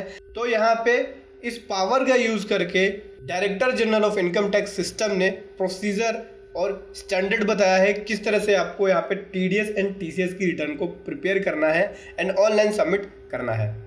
In exercise of power conferred by Sub Rule 5 of Rule 31A and Sub Rule 5 of Rule 31AA of the rule, the Principal Director General of Income Tax System hereby lays down the following procedure of registration in the e-filing portal, the manner of the preparation of the statement and submission of the statement as follow। So दोस्तों यहाँ पे government कह रही है कि जो rule सब rule 5 rule 31A and सब रूल 5 रूल 31AA का यूज करके, क्योंकि उसके अंदर पावर दी गई है principal director general of income tax system को, उस रूल का यूज करके यहाँ पे प्रोसीजर को बताया है कि किस तरह से आपको रजिस्ट्रेशन करना है ई फाइलिंग पोर्टल पे, ताकि आप टीडीएस एंड टीसीएस की रिटर्न को फाइल कर सके।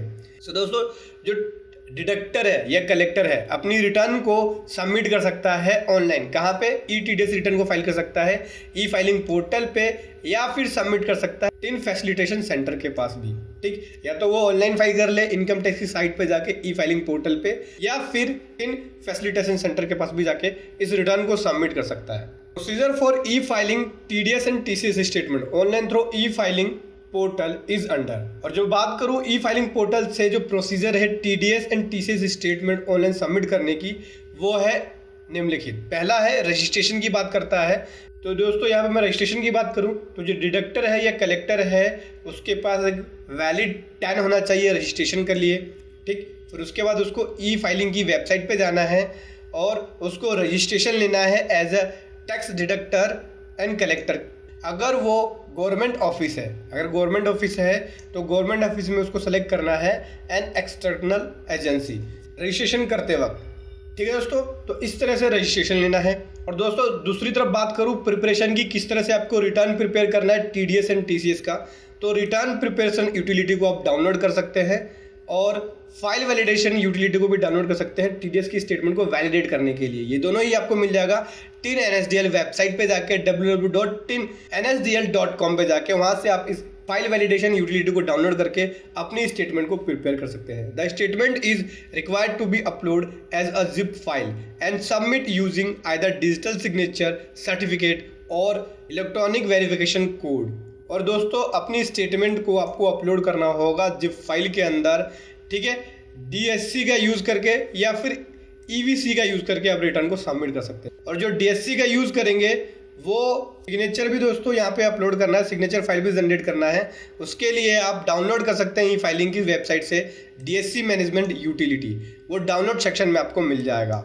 सो दोस्तों यहाँ पे सबमिशन की बात करें तो सबमिशन के लिए क्या करना होगा, जैसे ही वो रजिस्टर्ड हो जाता है तो लॉगिन करके ई फाइलिंग की वेबसाइट पर जाकर जाना है, लॉगिन करना है, देन TDS में जाना है और अपनी TDS की स्टेटमेंट को अपलोड कर देना है और DSC का यूज़ करके वहाँ पे सिग्नेचर फाइल को जनरेट कर लेना है।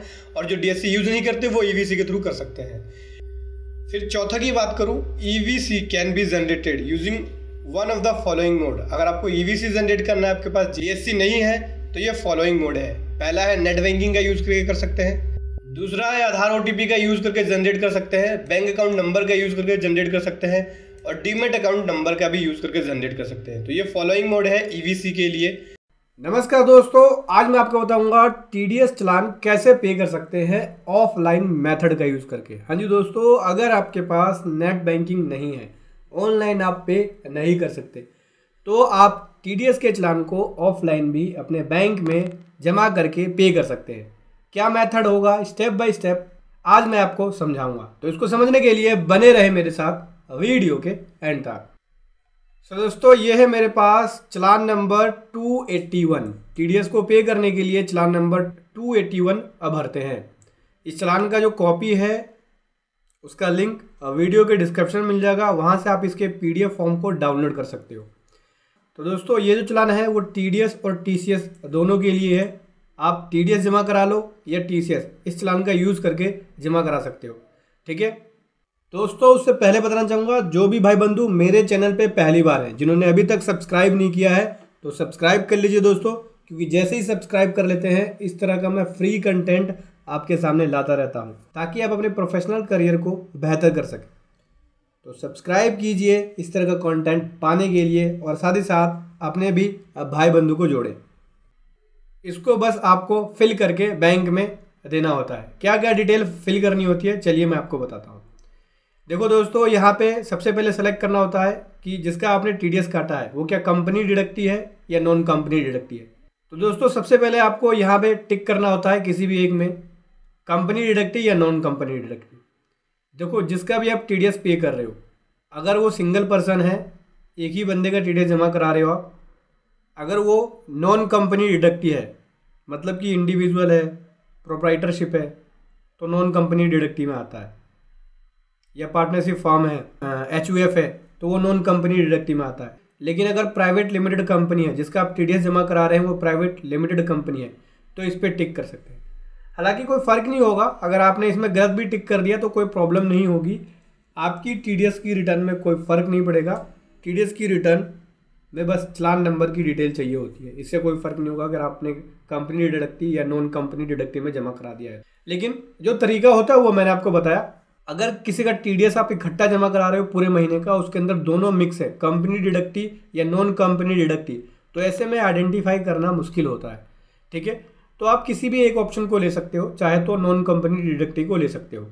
अब ऐसे में आपको क्या करना होगा, कंपनी डिडक्टी वाले पर्सन को अलग करना होगा और नॉन कंपनी वाले को अलग करना होगा, फिर 2 चालान जमा कराने होंगे, ठीक है। अगर नॉन कंपनी और नॉन कंपनी डिडक्टी दोनों इकट्ठे हैं तो, या फिर आप इकट्ठे जमा करा के इसमें से किसी भी एक ऑप्शन को टिक कर सकते हो।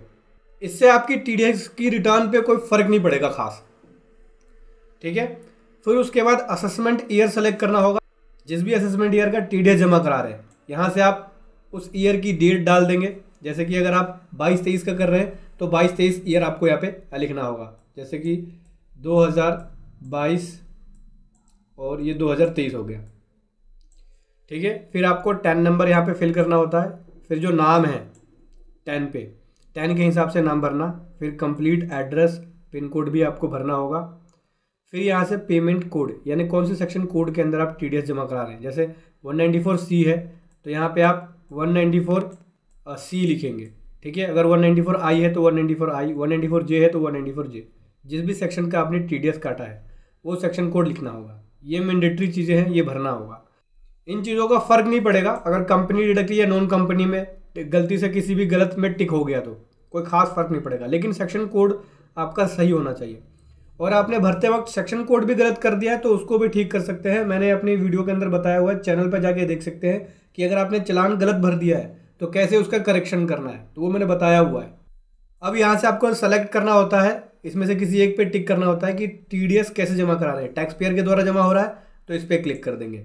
और अगर कोई रेगुलर असेसमेंट है उसकी वजह से जमा हो रहा है, जहाँ पे IT डिपार्टमेंट ने कोई असेसमेंट रेज किया है तो उस पर टिक कर सकते हैं। IT डिपार्टमेंट के द्वारा कोई भी रेगुलर असेसमेंट रेज हुआ है तो। नॉर्मल केस है तो 200 वाले ऑप्शन पे टिक कर सकते हैं, TDS या TCS payable by tax pair. अब यहाँ पे आपको TDS की डिटेल लिखनी होती है कि कितना अमाउंट है TDS का इनकम टैक्स वाले हेड में। अगर कोई लेट फीस जमा करा रहे हो TDS का तो इसमें लिखोगे आप, ठीक है। एजुकेशन सेस सरचार्ज वगैरह है तो वो, अगर इंटरेस्ट जमा करा रहे हो आप तो इंटरेस्ट वाले कॉलम में डिटेल भरोगे, कोई पेनल्टी है तो उसमें भर सकते हो। फिर टोटल TDS आ जाएगा। फिर इसको आप यहाँ पे वर्ड में लिखोगे नीचे। फिर TDS जो आप पे कर रहे हो कैसे पे कर रहे हो, चेक का यूज़ करके पे कर रहे हो तो चेक की डेट क्या है, चेक का नंबर क्या है, ठीक है, बैंक का नाम और ब्रांच नेम, ये डिटेल लिखनी होगी।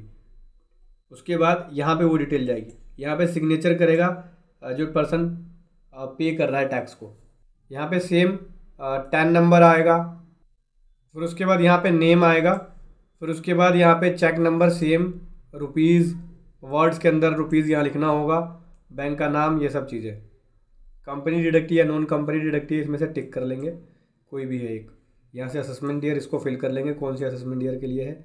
यहाँ पे अमाउंट आएगा, यहाँ पे अमाउंट आएगा, यहाँ भी अमाउंट आएगा। यहाँ बैंक की डेट डलेगी जिस डेट को क्रेडिट हुआ है, और बैंक की स्टैम्प यहाँ पे लगेगी। तो जैसे ही जमा करा देंगे तो आपको ये नीचे वाला हिस्सा फाड़ के दे सकते हैं स्टैम्प लगा के, ऊपर वाला हिस्सा वो रख लेंगे, इसमें पूरी डिटेल है, ठीक है। नीचे वाले हिस्से में भी आपकी पूरी डिटेल आ जाएगी, जैसे असेसमेंट ईयर वगैरह ये सब चीज़, ठीक है दोस्तों। और इसी चालान के नीचे सेक्शन कोड की लिस्ट भी है, कौन से सेक्शन में आप जमा करा रहे हो उसकी डिटेल आपको यहाँ पे मिल जाएगा, ठीक है। जैसे 194H है तो कमीशन ऑन ब्रोकरेज का होता है ये। 194I है तो रेंट के लिए होता है, तो आपको ऐसे लिखना है, देख सकते हैं 194I लिख सकते हो या 194I लिख सकते हो। प्रोफेशनल फ़ी का है 194J का, तो वो ऐसे आप लिख सकते हो।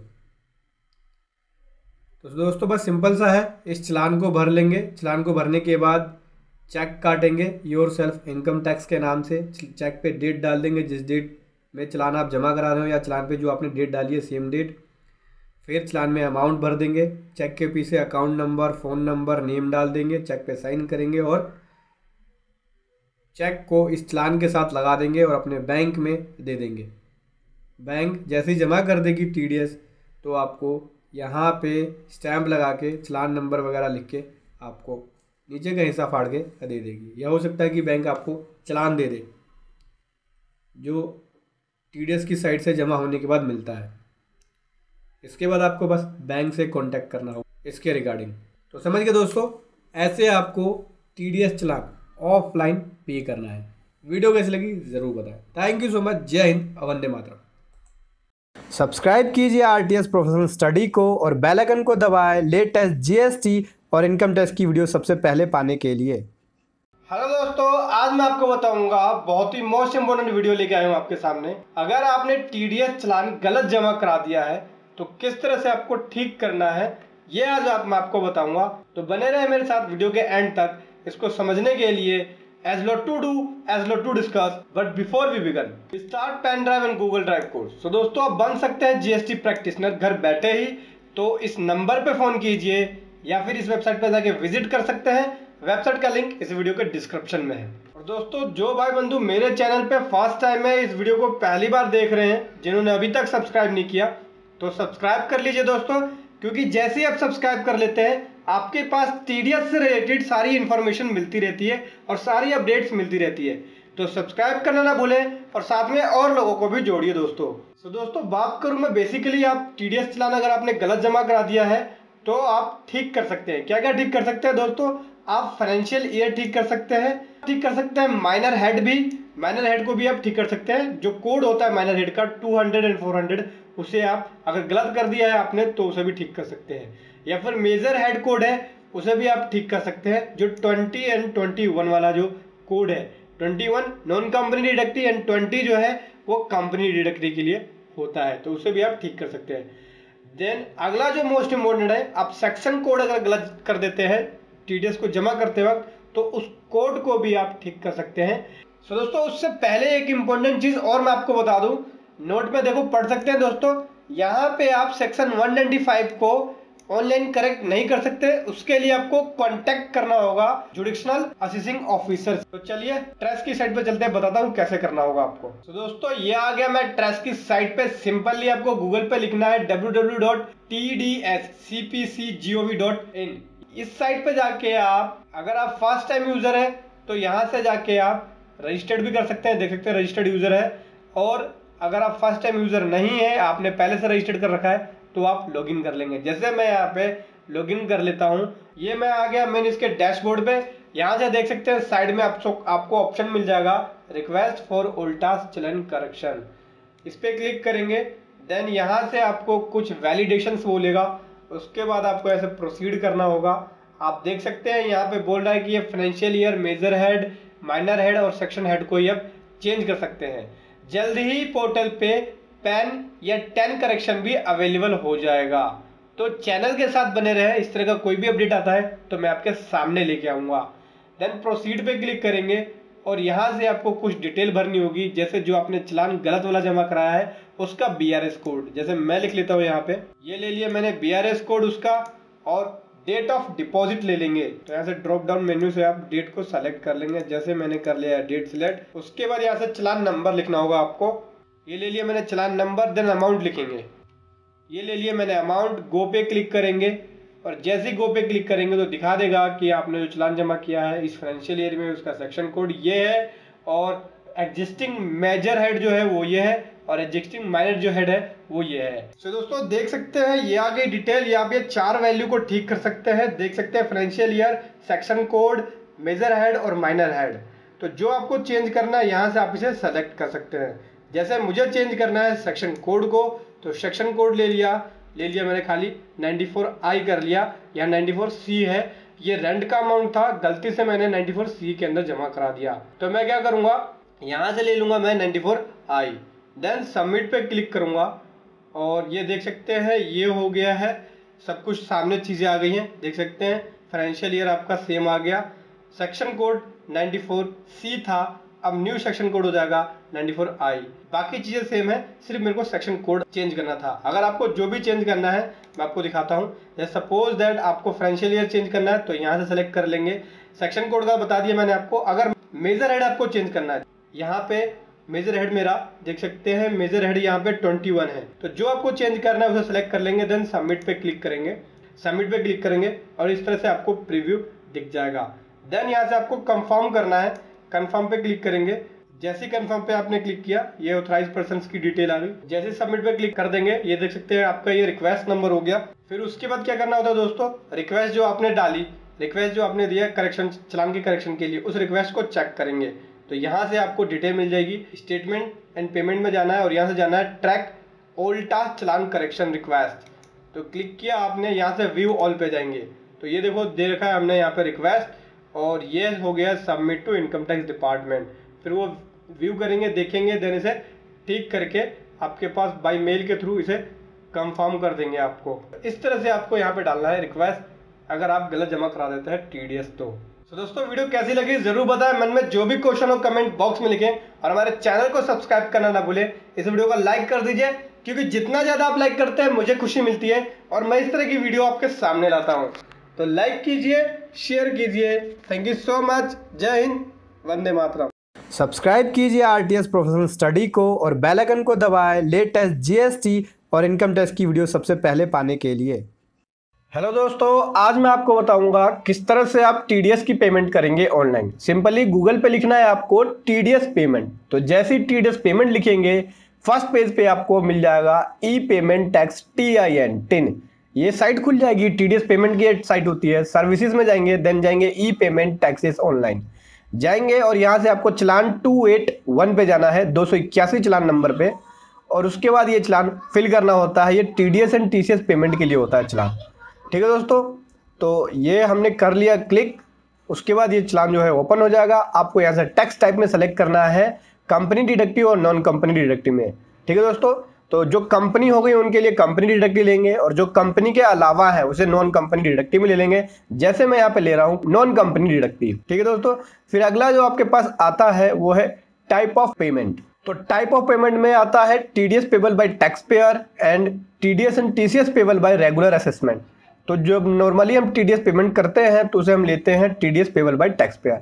देन यहाँ से सेक्शन सेलेक्ट कर लेंगे कौन से सेक्शन के अंदर है, नेचर ऑफ पेमेंट में। ठीक है, तो जैसे मैं सेलेक्ट कर रहा हूँ 94C के अंदर payment of contract and sub contractor. ठीक, तो ये ले लिया। उसके बाद मोड ऑफ पेमेंट लेंगे, जैसे मैं नेट बैंकिंग ले लिया, आप चाहे तो डेबिट कार्ड का भी यूज कर सकते हैं। बैंक सेलेक्ट कर लिया। बैंक सेलेक्ट करने के बाद आपको सारी इंफॉर्मेशन भरनी पड़ेगी, जैसे है tax deduction account number, 10 number यहाँ डालेंगे, जो भी है आपका 10 नंबर यहाँ डालने के बाद फिर दोस्तों यहाँ से सेलेक्ट कर लेंगे assessment year. Assessment year select करने के बाद देन आपको भरना होगा एड्रेस। एड्रेस भर लेंगे पूरा। फिर दोस्तों उसके बाद लिख लेंगे यहाँ से मेल आईडी। देन आपको लिखना होगा फ़ोन नंबर। देन आपको दोस्तों यहाँ से लिखना होगा कैप्चर। कैप्चर लिखने के बाद आप प्रोसीड पे क्लिक करेंगे। यहाँ से कर लेंगे क्लिक प्रोसीड पे। देन आपने जो फॉर्म भरा है उसके बेस पे ये डाटा खुल जाएगा। जैसे कि देख सकते हैं tax applicable 0021 non company deductive होता है। उसके बाद टाइप ऑफ पेमेंट में 200 TDS payable by tax payer. Nature payment में 94C payment to contractor and sub contractor. Net banking, bank का नाम, जो आपने 10 नंबर भरा उसी के बेस पे नाम आ जाएगा। नाम पूरा नहीं आएगा, ऐसे ऐसे करके नाम आएगा और असेसमेंट ईयर आ जाएगा। उस असेसमेंट ईयर का नीचे फाइनेंशियल ईयर रिफ्लेक्ट होगा और एड्रेस आ जाएगा। और उसके बाद इसके नीचे आएगा एक verification report, confirmation report. Agree पे क्लिक करेंगे। जो एनएसडीएल का ये कंफर्मेशन है वो आपको बोलता है कि जो आपने डिटेल भरी है वो आपने अपने बिहाफ पे भरी है और ये डिटेल इन्फॉर्मेशन आपने दी है। ठीक है, तो ये इसके बाद हम इसे कर देंगे सबमिट टू बैंक। जैसे हम सबमिट टू बैंक पे क्लिक करेंगे ये बैंक के गेटवे पे ले जाएगा और वहाँ जाके आप बैंक के अंदर यूज़र आईडी और पासवर्ड डाल के अपना बैंक को ओपन कर लेंगे। देन वहाँ उसके बाद आप जाके पेमेंट कर पाएंगे।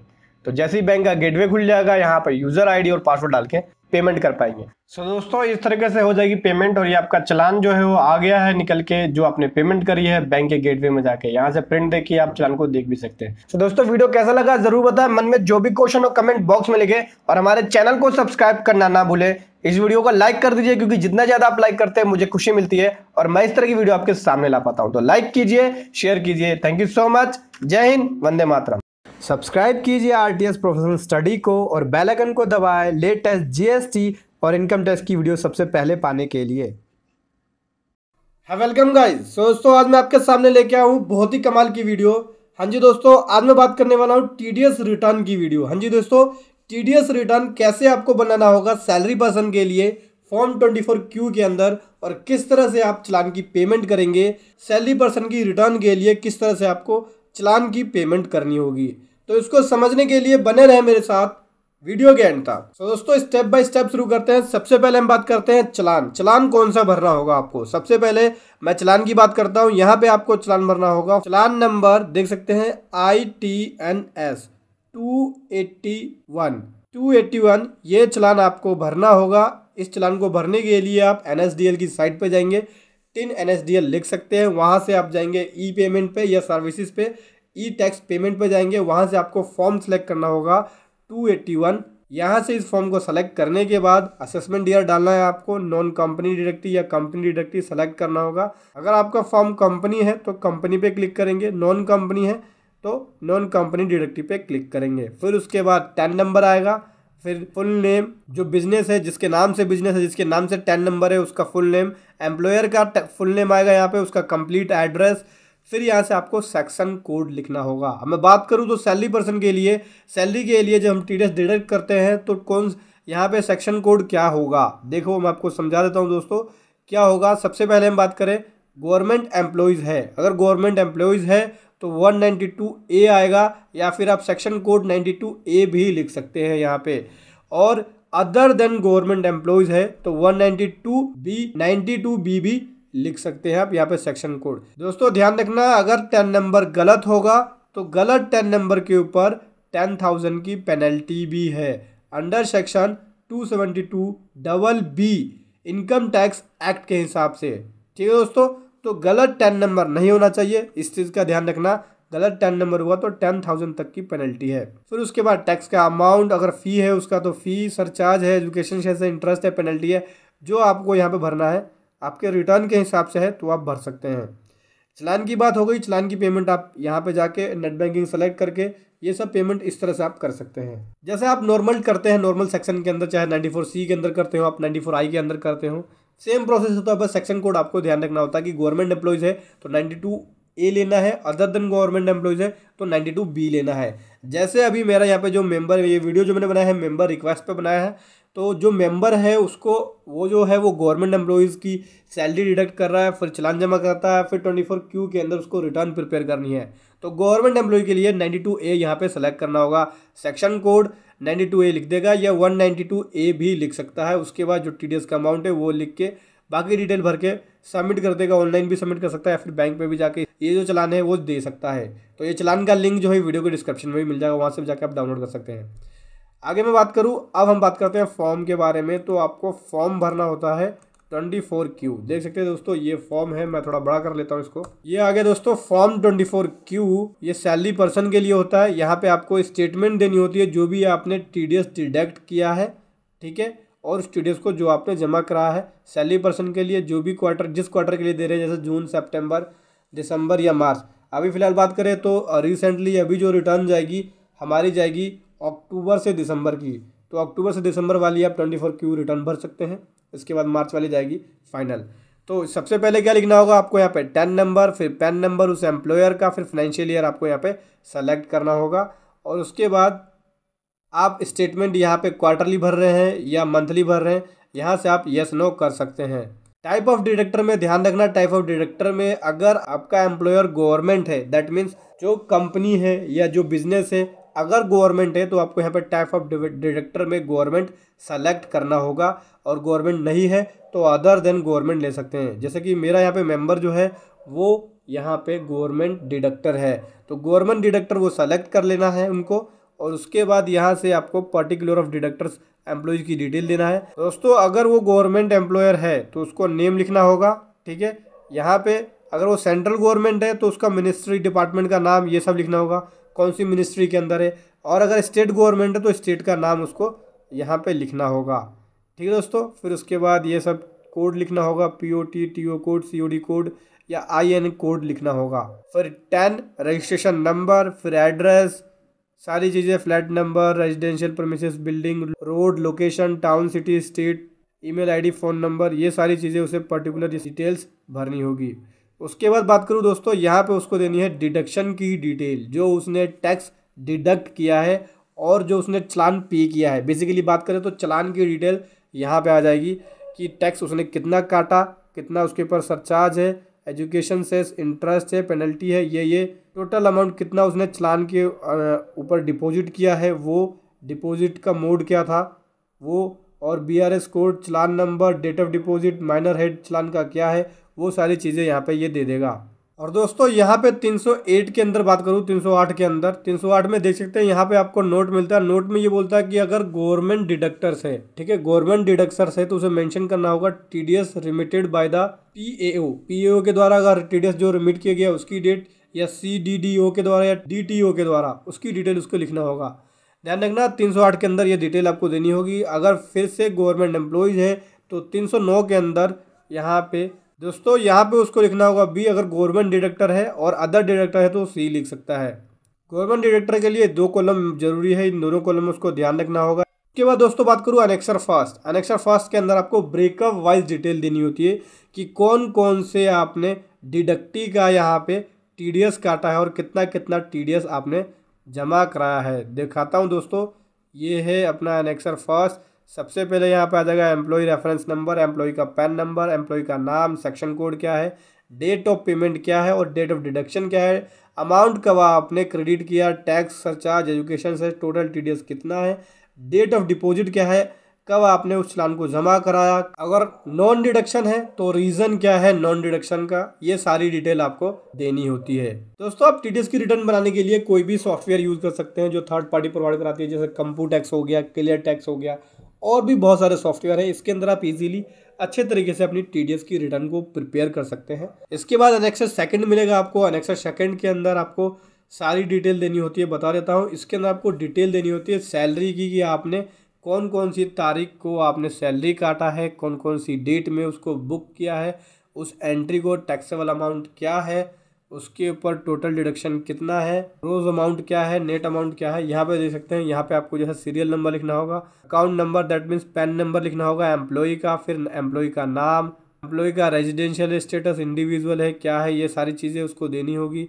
और रिपोर्टेड टैक्सेबल अमाउंट क्या है, टोटल अमाउंट कितना है, टोटल डिडक्शन कितना है, उसके ऊपर इनकम टैक्स कितना है, ठीक है, उसकी इनकम चार्जेबल जो है अंडर दी हेड सैलरी के अंदर कितनी है, इनकम उसकी एडमिशेबल कितनी है, ग्रोस टोटल इनकम कितनी है, ठीक है, ये सारी चीज़ें देना होगा। उसके ऊपर टैक्सेबल जो टोटल इनकम है वो कितनी बनी, टैक्स कितना बन गया, उसके ऊपर सरचार्ज, एजुकेशन सेस, ये सारी चीज़ें आपको पूरी रिपोर्टिंग बनानी होगी। सभी चीज़ों की रिपोर्टिंग ईजिली सॉफ्टवेयर में बना सकते हैं, तो कंप्यूटैक्स का सॉफ्टवेयर ले लीजिए, अच्छा है, उसके अंदर आप इजीली रिटर्न को बना सकते हैं।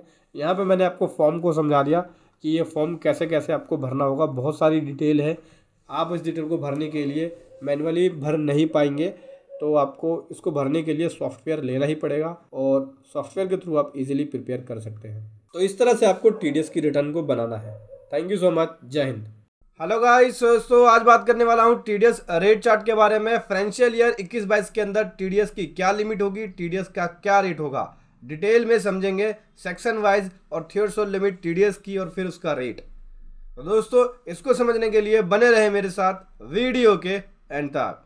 This video is sponsored by tax सारथी। सो दोस्तों यहाँ पे टैक्स सारथी ने अपनी नई बुक लॉन्च कर दी है, जीएसटी एक्ट 2017 की, जो कि अमेंडेड है 2020 तक, और ये बुक अवेलेबल है इजीली फ्लिपकार्ट और अमेजोन पे। इसका डायरेक्ट लिंक वीडियो के डिस्क्रिप्शन में भी मिल जाएगा। तो दोस्तों बात करने वाला हूं मैं टीडीएस रेट चार्ट के बारे में फाइनेंशियल ईयर 21-22 के अंदर। हाँ जी दोस्तों, अगर आप इस टीडीएस रेट चार्ट को डाउनलोड करना चाहते हैं तो वीडियो के डिस्क्रिप्शन में इसका लिंक मिल जाएगा। तो दोस्तों देख सकते हैं, ये है टेबल। सबसे पहला है सेक्शन कोड, यहाँ पे सेक्शन कोड मिल जाएगा। ये है नेचर ऑफ पेमेंट, और उसके बाद थ्रेशोल्ड लिमिट, फिर है यहाँ पे टीडीएस का रेट इंडिविजुअल्स के लिए और अदर्स के लिए। अदर्स के अंदर सभी आ गए, जैसे partnership firm, company, private limited company, body of individual, association of person. तो सबसे पहला सेक्शन कोड है सेक्शन 192, पेमेंट ऑफ सैलरी। दोस्तों यहाँ पे पेमेंट ऑफ सैलरी जो है, इसकी जो थ्रेशोल्ड लिमिट होती है as per income tax slab के हिसाब से होता है, और जो रेट होता है इसका वो नॉर्मल स्लैब रेट के हिसाब से होता है, जो इनकम टैक्स का स्लैब रेट है। जैसे कि 2.5 लाख तक की इनकम एग्जाम्प्ट है, फिर 2.5 लाख के ऊपर जो टैक्स बनता है उसके हिसाब से स्लैब रेट लगता है। तो यहाँ पे 21-22 की बात करें तो यहाँ पे ऑप्शन दिया हुआ है कि यहाँ पे जो टैक्स पेयर है वो 2 स्लैब है, नया और ओल्ड स्लैब को सेलेक्ट कर सकता है जो सैलरी एम्प्लॉयज़ है। न्यू टैक्स के स्लैब के अंदर रहना चाहता है तो न्यू वाला ले सकता है, या ओल्ड वाले में लेना चाहता है तो ओल्ड वाले स्लैब में रह सकता है। अगला आता है section 192A, payment of accumulated balance of provident fund which is taxable in the hand of an employees. देखो जब पेमेंट किया जाता है किसका, पीएफ का, जो कि एक्यूमुलेटेड है, जो पीएफ फंड के अंदर, प्रोविडेंट फंड के अंदर इकट्ठा हो गया पैसा, उसकी जब पेमेंट की जाती है, जो लिमिट है यहाँ पे 50,000 की है थ्रेशोल्ड लिमिट, तो 50,000 या 50,000 से अधिक पेमेंट की जाती है तो उस केस के अंदर 10% का टीडीएस डिडक्ट होता है इंडिविजुअल के केस के अंदर, अदर्स के लिए एप्लीकेबल नहीं है। अगला आता है सेक्शन 193, इंटरेस्ट ऑन सिक्योरिटीज़। अगर यहाँ पे इंटरेस्ट पे किया जा रहा है सिक्योरिटीज़ के ऊपर, जैसे डिवेंचर हो गया या कोई भी सिक्योरिटीज़ हो गया, सेंट्रल गवर्नमेंट का या स्टेट गवर्नमेंट का, या कोई भी अदर सिक्योरिटीज़ 2500 है या उससे ज़्यादा है, 2500 यहाँ पे थ्रेशोल्ड लिमिट है, तो उस केस में 10% का टीडीएस इंडिविजुअल एचयूएफ के लिए और 10% का अदर्स के लिए।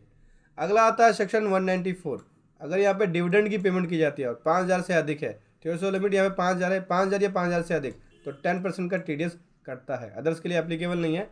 देखो यहाँ पे एक बजट 21 जो पास हुआ था 2021, उसके अंदर गवर्नमेंट ने कह रहे थे कि टीडीएस डिडक्ट नहीं होगा उस केस में जब यहाँ पे बिजनेस ट्रस्ट को पे किया जा रहा है, ठीक है, स्पेशल पर्पस के लिए, जैसे व्हीकल्स के लिए, या पेमेंट ऑफ, या डिविडेंड की पेमेंट किसी भी पर्सन को की जा रही है जो नोटिफाइड किया जाता है गवर्नमेंट के द्वारा, तो उस केस के अंदर टीडीएस एप्लीकेबल नहीं होगा।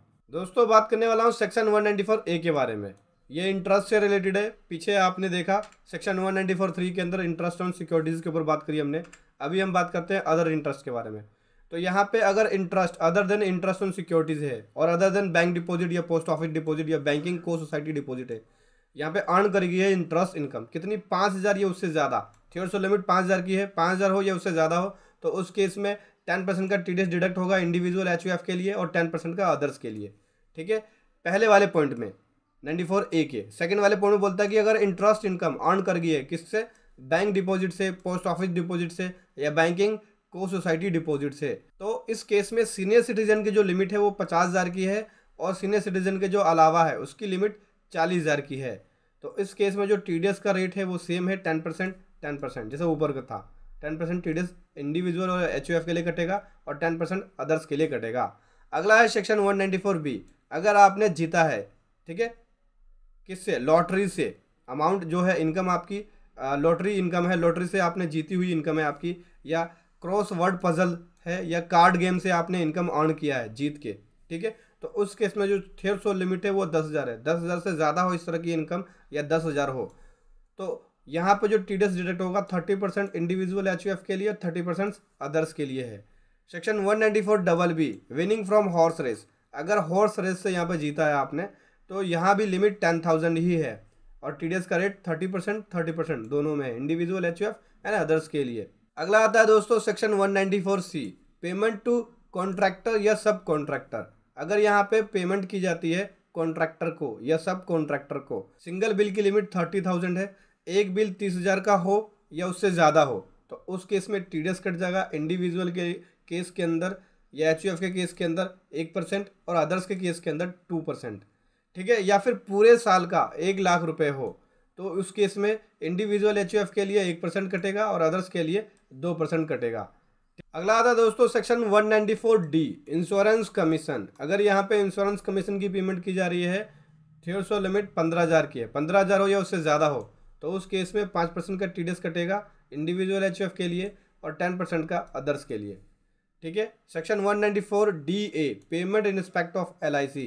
अगर LIC की पेमेंट की जा रही है और 1,00,000 से ज़्यादा है अमाउंट तो उस केस में इंडिविजुअल एचयूएफ के लिए 5% का टीडीएस कटेगा और अदर्स के लिए भी 5% का टीडीएस कटेगा। सेक्शन 194E पेमेंट की जा रही है नॉन रेजिडेंट स्पोर्ट्समैन को या स्पोर्ट्स एसोसिएशन को तो उस केस में लिमिट नहीं है कोई भी, सीधा 20% का टीडीएस कटेगा। सेक्शन 194EE पेमेंट की जा रही है in respect of deposit under national saving scheme.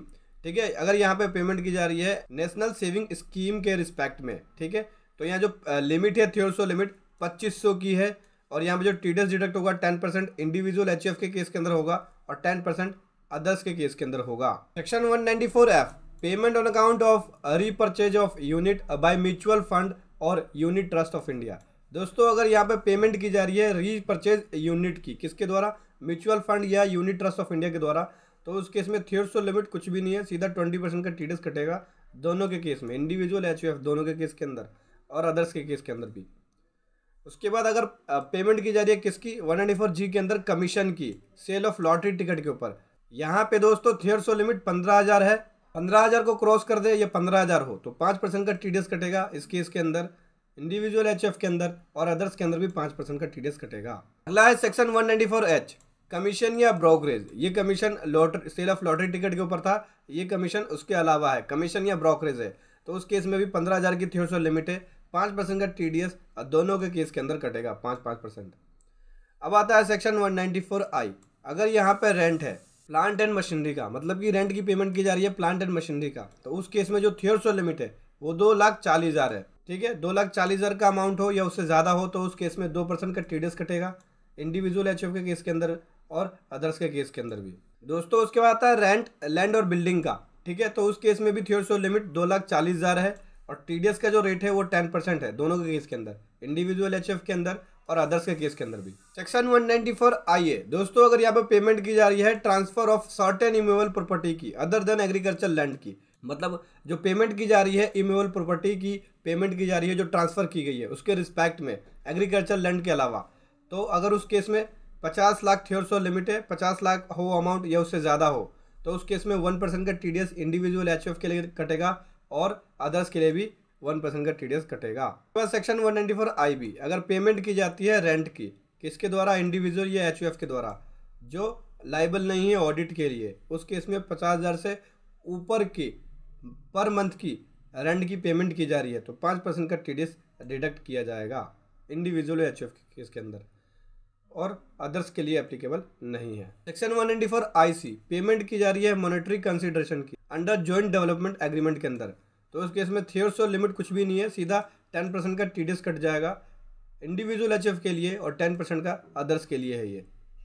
उसके बाद सेक्शन 194 जे, यहाँ पे पेमेंट की जा रही है प्रोफेशनल फ़ी की, ठीक है। प्रोफेशनल फ़ी के अंदर 2 प्रकार की प्रोफेशनल फ़ी है, फ़ी फॉर टेक्निकल सर्विसेज और फ़ी फॉर ऑल अदर केसेस, ठीक है।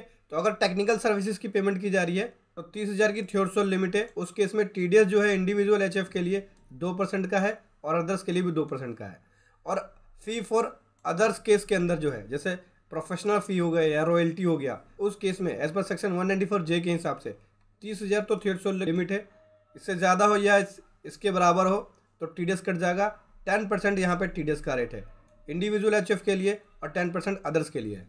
दोस्तों बाद अगला बात करें सेक्शन 194 के, यहाँ पे अगर पेमेंट की जा रही है किसी भी प्रकार की इनकम की, यूनिट ऑफ म्यूचुअल फंड का हो, यूनिट हो एडमिनिस्ट्रेटर का, या फिर यूनिट हो किसी स्पेसिफाइड कंपनी का, तो उस केस में थ्रेशोल्ड लिमिट कुछ भी नहीं है, सीधा 10% का टीडीएस कटेगा इंडिविजुअल एचयूएफ के लिए और 10% का अदर्स के लिए है टीडीएस। अगला सेक्शन बात करें सेक्शन 194 LA, पेमेंट किया जा रहा है यहाँ पे compensation on acquisition of certain immovable property का, ठीक है।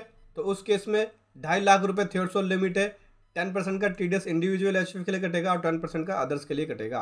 अगला बात करते हैं दोस्तों section 194M, payment of commission. पहले भी हमने कमीशन का पढ़ा था, अभी है पेमेंट ऑफ कमीशन। कौन सा है, उसके अलावा है। यहाँ पे बोलता है कि इंश्योरेंस कमीशन नहीं हो, पेमेंट हो कमीशन का, ब्रोकरेज का या कॉन्ट्रैक्चुअल फीस का या प्रोफेशनल फीस का, ठीक है। किसी रेजिडेंट पर्सन को किसी इंडिविजुअल या एचयूएफ के द्वारा जो कि लाइबल नहीं है टीडीएस डिडक्ट करने के लिए सेक्शन 194C, 194H और 194J के अंदर, मतलब कि 194J, 194H या 194C के अंदर लाइबल नहीं है, उसकी लाइबिलिटी नहीं बनती है टीडीएस डिडक्ट करने की। उस केस में उस तरह की कमीशन, ब्रोकरेज या कॉन्ट्रैक्चुअल फीस या प्रोफेशनल फीस के ऊपर टीडीएस का जो सेक्शन है ये वाला अप्लाई होगा, सेक्शन 194M। और जहाँ पर जो थ्रेशोल्ड लिमिट है 50 लाख है, टीडीएस जो इसमें डिडक्ट होगा 5% इंडिविजुअल एचयूएफ के अंदर और 5% अदर्स के लिए है। अगला आता है सेक्शन 194N, यहाँ पे 2 केस है। पहला केस है कि कैश विड्रॉल हो जाता है exceed 1 crore rupees during the previous year, एक या एक से अधिक अकाउंट के अंदर पर्सन ने मेंटेन किए हुए हैं with in a banking company या कोऑपरेटिव सोसाइटी, ठीक है। तो उस केस में 1 करोड़ की लिमिट है, ठीक है। मतलब कैश विड्रॉल एक्सीड हो जाता है 1 करोड़ से ज़्यादा प्रीवियस ईयर के अंदर, एक या एक से अधिक अकाउंट में, तो उस केस के अंदर टीडीएस जो डिडक्ट होगा वो 2% होगा इंडिविजुअल एचयूएफ के लिए और 2% अदर्स के लिए होगा। अब यहाँ पे अगला आता है, अगर यहाँ पे एक्सीड हो जाता है कैश विड्रॉल कितना 20 लाख रुपीज़ और उस पर्सन ने अपनी आईटीआर फाइल नहीं करी है 3 प्रीवियस ईयर की, तो उस केस में यहाँ पे उस तरह के कैश विड्रॉल के ऊपर उसका टीडीएस डिडक्ट होगा। तो जो लिमिट है यहाँ पे 20 लाख की लिमिट है, 2% का टीडीएस डिडक्ट होगा इंडिविजुअल एचयूएफ के केस के अंदर और 2% का अदर्स के केस के अंदर। अब इसी का बी पॉइंट है कि अगर कैश विड्रॉल है 1 करोड़ से ज़्यादा और इस केस के अंदर भी आईटीआर फाइल नहीं करी है, तो उस केस में 1 करोड़ की लिमिट है और जो टीडीएस डिडक्ट होगा वो 5% होगा इंडिविजुअल एचयूएफ के लिए और 5% अदर्स के लिए होगा। पिछले 3 साल की आईटीआर को फाइल नहीं किया है, तो अगर आईटीआर फाइल किया है 1 करोड़ से ज़्यादा विड्रॉल किया है तो 2% कटना है टीडीएस, एक या एक से अधिक अकाउंट से विड्रॉल किया है। अगला आता है दोस्तों सेक्शन 194O, पेमेंट या क्रेडिट ऑफ अमाउंट।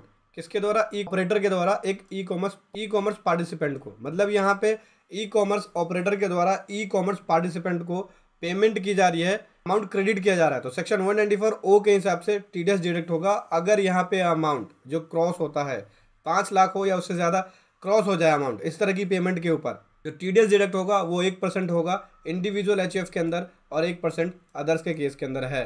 अगला दोस्तों सेक्शन 194Q, दोस्तों यहाँ पे जो पेमेंट की जा रही है परचेज ऑफ गुड्स के रिस्पेक्ट में, जो कि 1 जुलाई से एप्लीकेबल हो जाएगा, तो उसके ऊपर जो लिमिट है वो 50 लाख की है। 50 लाख से ज़्यादा की पेमेंट की जा रही है या 50 लाख हो तो 0.1% का टीडीएस कटेगा इंडिविजुअल एचयूएफ के केस के अंदर और अदर्स के केस के अंदर भी 0.1% का टीडीएस कटेगा। ये वाला सेक्शन मैंने ऑलरेडी सेपरेट वीडियो के अंदर बता दिया है, तो आप चैनल पे भी जाके देख सकते हैं। अगला बात करें दोस्तों section 206AB, TDS on non filer of ITR at higher rate.